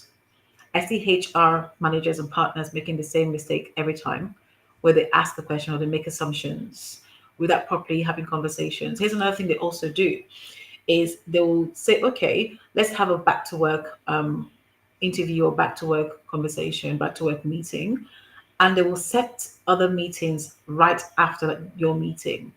So whilst they're in a room with you, having a conversation with you, they are checking clock watching, I call it, for the next appointment. And when I go into, to workspaces, the first thing I say is if you're going to be, arranging or agreeing to a meeting with someone that's gone through this trauma, do yourself a favor. Do not include anything else in the diary for that day because you're making assumptions, assuming that it will take an hour or 45 minutes or whatever time you've scheduled in for that person without asking the person what time do you need. And the truth of the matter is they themselves may not even know how long they need because these conversations could take the next half an hour, the next 3 hours. I'm not saying that that applies to every single person, but I'm saying that as individuals and as part of a team, you should give your workforce that opportunity because there is where you create a culture in a workspace that people can really respect, have confidence in, and be able to come and confide. So again, the questions I ask employers is, what's your work culture? What's your policy? Does your policy that you have in place, is it fit for purpose? Or does it need overhauling and revamping? Does it match? And in practice, is it feasible? Is it doable from a practical perspective? Here in the UK, before we had the miscarriage or baby loss allowance in terms of allowance in place, we used to ask our employees, our workforce, to take leave as a bereavement leave, which is what, 5 days at the time. And then people tend to take unpaid leave or sick leave. Fact of the matter is, I'm not sick. I'm going through traumatic experience. I need time. For those who experience perhaps a DNC, which is the removal of a deceased fetus, they need more time physically to recover, emotionally to recover, psychologically to recover. So I've heard HR partners who are like, "Oh, you should be back to work by now." And the reality is there's a lack of understanding, and therefore you have lack of compassion. So let's clear things up because I don't talk in acronyms. So a DNC is basically an abortion of an unborn child. Is that correct? It's a process of actually removing Right. the the deceased fetus from the Right. mother. So it's a But surgical procedure. in layman terms, it would be equivalent It's a to removal. Yes. right, right. So I because I interject because again I can see where Bill's coming from in what he just said, and some men will take it as that. Say the Christiana mentioned earlier about how often they have you have a choice. Do you go full term because there's one viable fetus, or do you go full term when the baby's gone? Same question, right? I can see someone will take the angle that you chose to have a termination. No, my friend, the baby was already gone. The baby wasn't viable. So you can't blame the wife for that. But some people will, Bill. Is my point. They will. It's not the right. It's nowhere near the right thing to do. But they really will, and they take it as that. What does the letter stand for, Christiana? What's the DNC? It's dilation. So you dilated and cuturage. So it's Right. having to induce that pregnancy and removal of the fetus. Yes. That's so true. Look, I want to welcome Mike. So Mike is here, a musical genius, the one who created the start music and our end music as well. Hi, Mike. Mike, Welcome. not many know I am trained as a HR. Business psychology. No, but look, I'm with Mike. Mike says HR primarily exists to protect the company and the employee. Look, it's in the name, human resource management. You're part of management, so I don't mean that all HR is bad. I'm sure Gregory has a different. Is more employee focused. That's what I wanted to be. That's why I left HR because I was like, nah, this is not really about. No, I want to look after employees. That was my thing. In my day, I don't know if any of you are old enough. I'm sure some of us are. What I wanted to do was called personnel, the personnel department. Right. Suddenly, when I finished my degree, personnel disappeared overnight to be replaced by HR. I'm like, okay. Oh dear. I'll crack on. Towards the end of my course, I realized HR, if you don't talk management speak and focus on management priorities, you're not going to last long. So that's why I left that and ran away. And I thought, okay, let me go and do business instead. Anyway. Look, I say, Mike, that's it. I love your comment there, but I agree with you too, Mike. Mike says educating the public and co-workers is likely the best way forward. So that's I agree with that statement. I don't necessarily agree with the first one. I think it depends on the company. Here. If you are a good company and you have a good ethos and you have a good management team, HR is really helping to educate the employees and the employer. Yes, absolutely.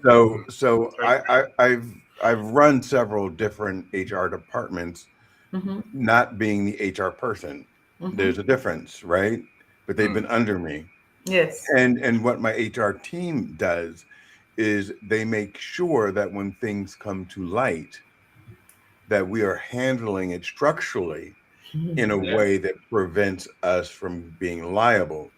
But that does not mean that we are not employee focused.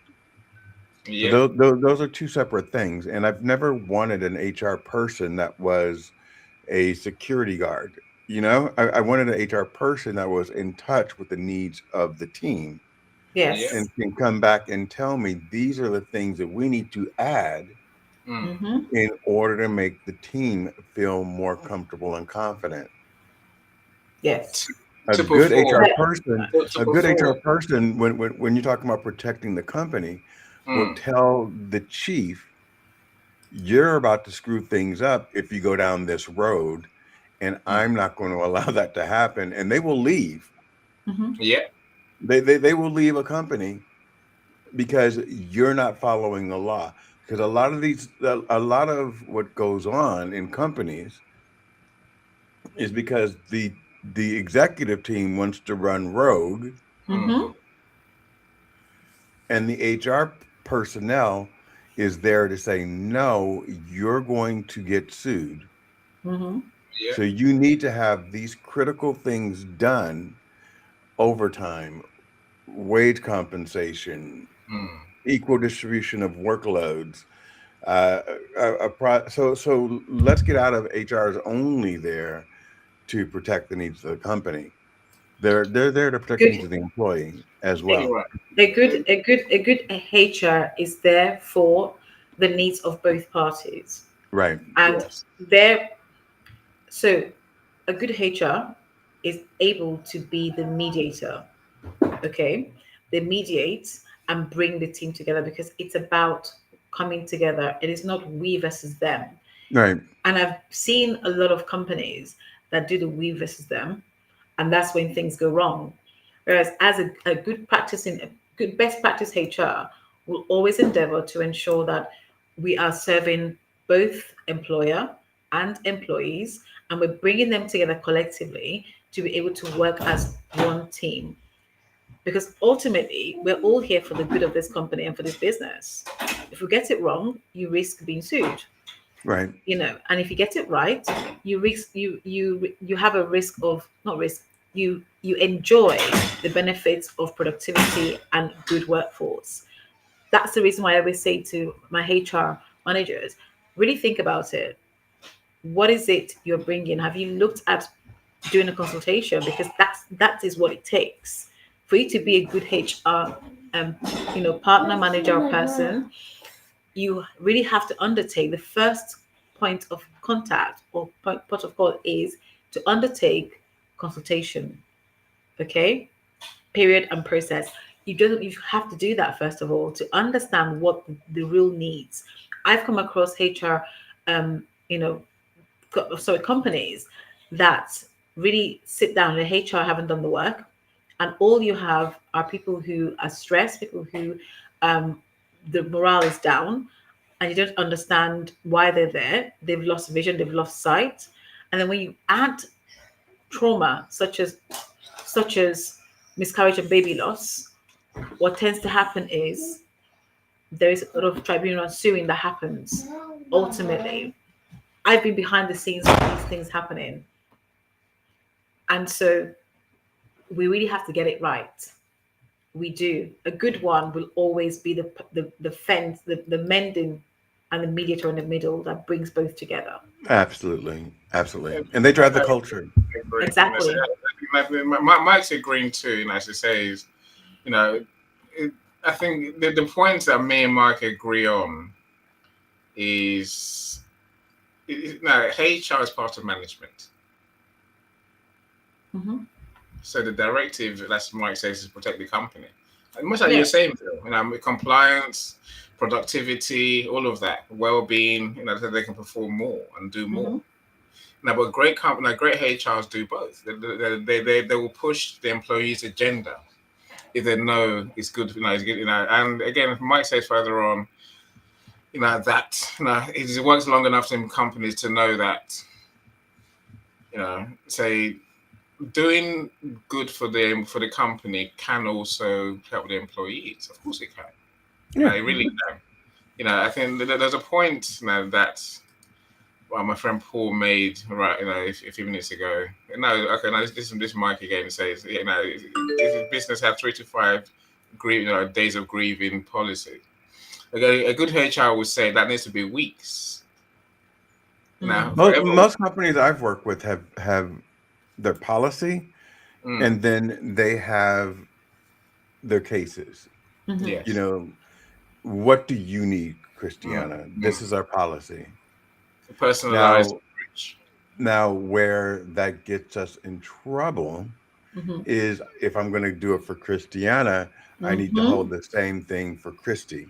Absolutely. So it is a policy And for that any. And for And for any. Not for any. No one no, cares about really. any. No, really. No. My point No one is cares that about any. the dads suffer too. They need Yes. similar. okay for you Absolutely. too, It's true. Innie. Yes. Yes, Thank you. Me I, too. I agree, but what? Yeah, the men the, need time off too. Yeah. Yes, they do. but the clarifying point really was, the 3 to 5 is written, but if you're working for a really great company, they will say take the time you need. Yes. Yes. But again, I'm going to refer to the consultation aspect. And a lot of companies get this wrong. And what happens is they have policies that are not fit for purpose. And some of the policies are not regularly reviewed, and so you find yourself with policies that don't make any sense, that have no place in the company, in the space that they occupy. Always undertake a, not even a review, a consultation first of all with your workforce, because you get to hear their opinion. And here's one thing I'm going to say: don't ask them to send you an email. Anonymize that consultation, because what happens is you get to hear the truth. You get to see the truth, where people can feel that they can speak without being named or having to show their faces, so to speak. So that's what I would say. Definitely, some of them are not fit for purpose. We need to make them more fit for purpose and then implement it from a practical perspective. That drives culture ultimately. Coming to an end, my friend. This is an Yeah, interesting conversation. Obviously, we could talk all day. as I do want always. I want my friend Paul. So, how you doing, Paul? You haven't Hi, been to Paul. our Go Get It University. Started this week, Tuesday. So I do connect with him. He's got 4,000 videos about a faith-based approach to life. That's what I'll say. Wonderful. Kirk's Minute Ministries is what he runs. But join us on not Tuesday, coming the one after that, and then you see what Paul's all about. We'll connect with him. Look, my friends, those on stage, what do you want to leave us with today on this topic? So we'll talk nearly 2 hours. Yeah, nearly 2 hours. So please, give us, your final message that our friends can take away. If that helps. Right, I'll go. Christiana, Christiana, I love what you're doing. So my key takeaway is, like you said, is communication. The couples need you, they need the counseling, they need someone to talk to. Because when you're grieving or when you have a baby, all those emotions, each person is feeling it differently. So they need someone like you to come in and help them to communicate, stay together, because that's the priority, is to stay together, and hopefully have more children and thrive as a family. Thank you. Yay. Thank you, Christy. I Love that. Indeed. Now, Christy, please, wait a few minutes after the show, then we can do our diaries, if that's all right. And that meeting that we didn't have, that we need to put back in the diary. It would definitely be handy. Bill, Gregory, take your pick. All I'm going to say is, Christiana, you need to be on the show Sunday at 4. We need to finish this conversation. Because I could take up 2 hours just talking to you by myself. So on Sunday you will. Let's do it. On Sunday you will. Yeah, and I said thank you for joining us, and thank you for again. I think it's you're the example, and hopefully we can all be the example of the fact that there's no silly questions, no dumb question, right? Every question you've asked is a great question, Bill, and amazing question, Bill. Yes. Yeah. We have 2 more to go, 2 more questions to go. Right, we had 3 questions that we asked. So this is the first one of the questions. The other 2 are happening. So the next one on my show, what Sunday are you available? Let's talk. Bye. Okay. We'll do that. Okay. Thank you so Yeah. much. Bye, Gregory, Bill. anything you want to leave us with? You're muted, Greg. I don't think I think your connections. Is he still with us? His connection's having a problem. I think he's been on two devices so far. Yeah, Let's see. I noticed. Yeah, I think he's come back Oh, he's on back. a different device. Yay. I We want to think. hear from you, Gregory. Yeah. Gregory, please. Thanks for coming back. Thank you so much Uh, for being what, what, what, here. what do you want to leave us with today, my friend? What do you want to leave us with?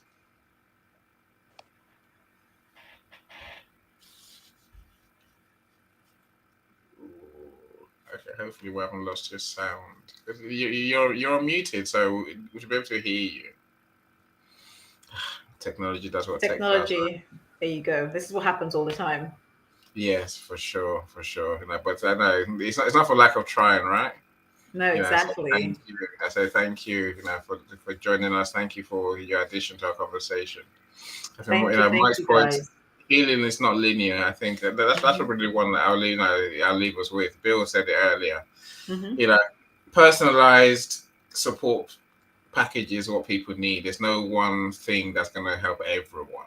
So no, it's No. what does the individual in front of you need? No, that's why I was saying that we need to put in place. Did someone come back? Yeah. That's why I said no cookie cutter. Mm. It's not about that.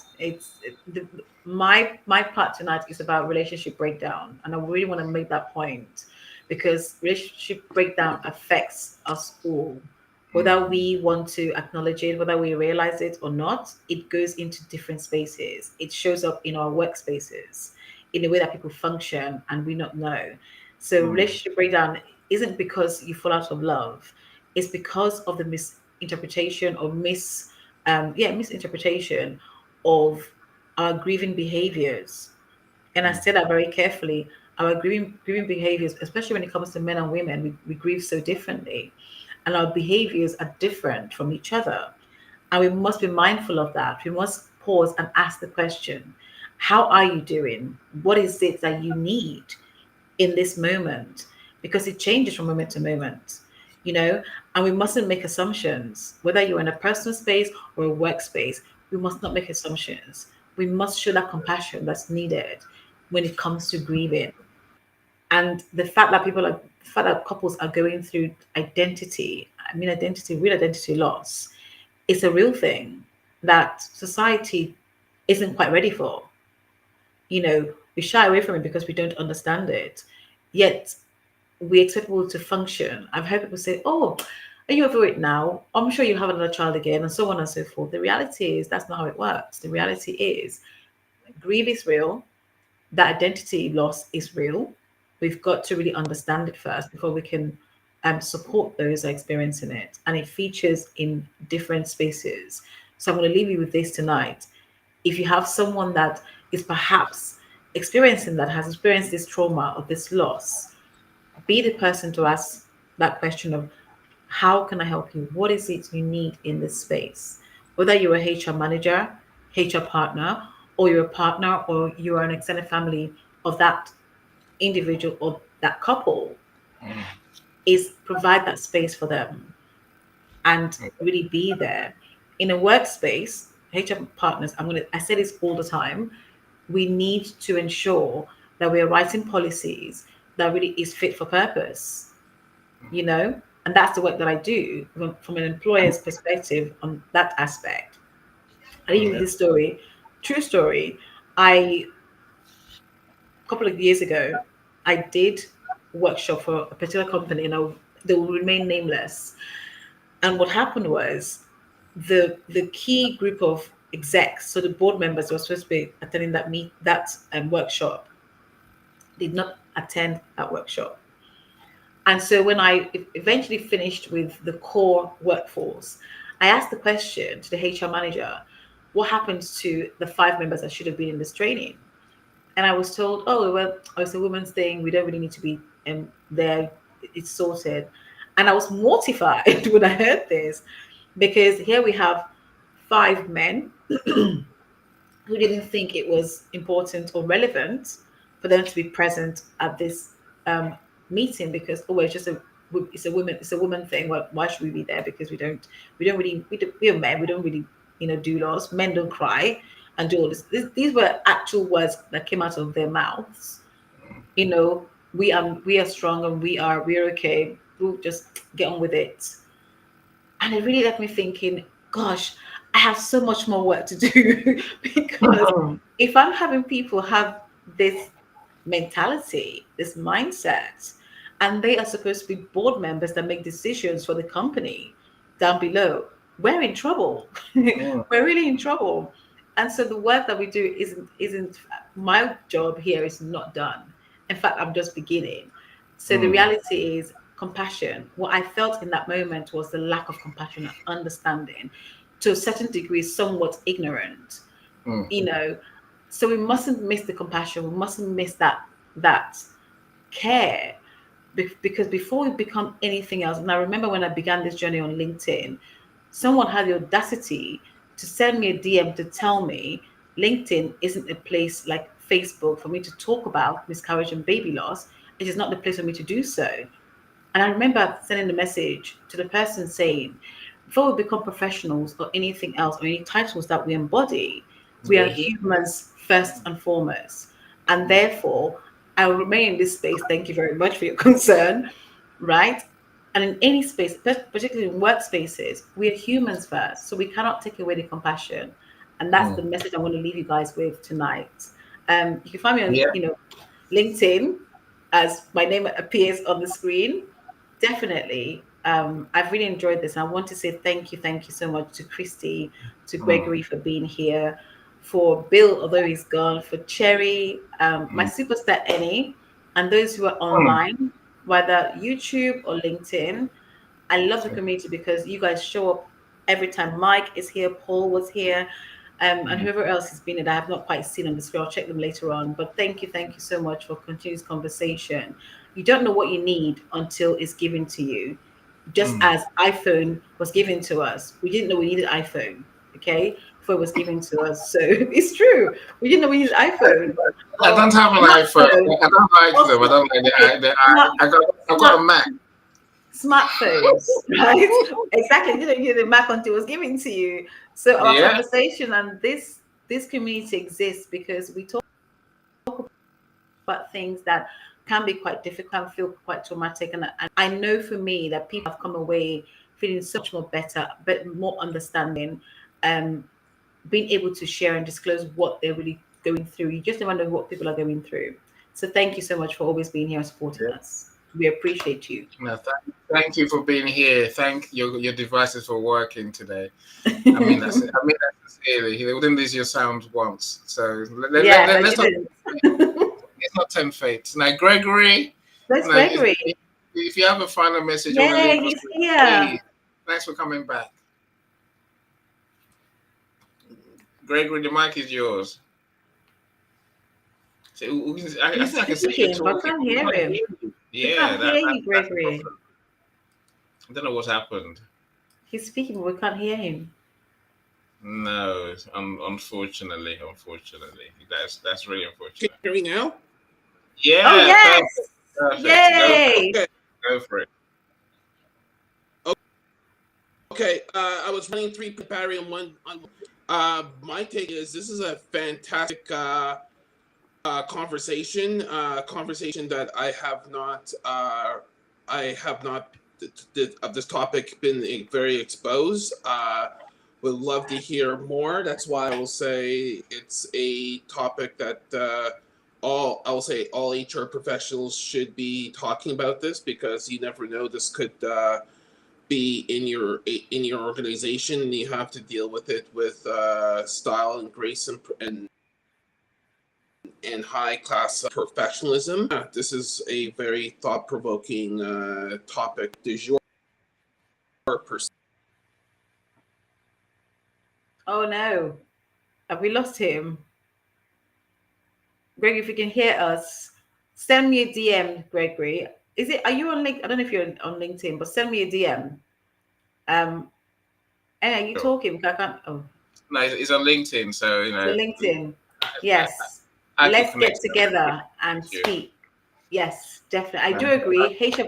HR managers need to come together. I know I've done one before, but I need to do another one again where I can get them all together and have a conversation and hear once more. I hear so many different things, but it's good to have these meetings once in a while to kind of hear what it is they are grappling with, and how I can best support them. Yes.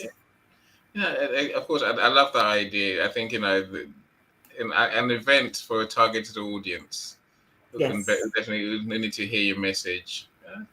Let's do it. Why not? Let's do it, Annie. Why not? But thank you, everyone who's joined us. I love seeing your face today. So amazing. I know. Like Thank you. What's the name? I've never seen the person. I mean, I've heard you Thank once. you. I love Thank the you, person. She's been here Thank with you us. for letting me. Sorry. Thank you for letting me. Really have made my day. Thank you. Let her speak. Thank you for having me up. I'm so excited. Yes. Thank you. Thank you. Thank you. We'll talk afterwards. I'll put a date in the diary. Say that. I'd love to know what you do and meet you properly, and then we'll go from there. I agree. Thank you, everyone. So do enjoy your Thursday. I'm sure I have booked to business tomorrow. I should let you know what it is. Paul says thank you all. Exactly. Thank you. Gregory, let's speak soon. Take care.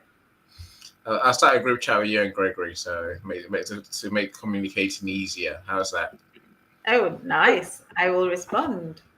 Excellent. Take care, everyone. Take care, everyone. Thank you, Chrissy. Bye.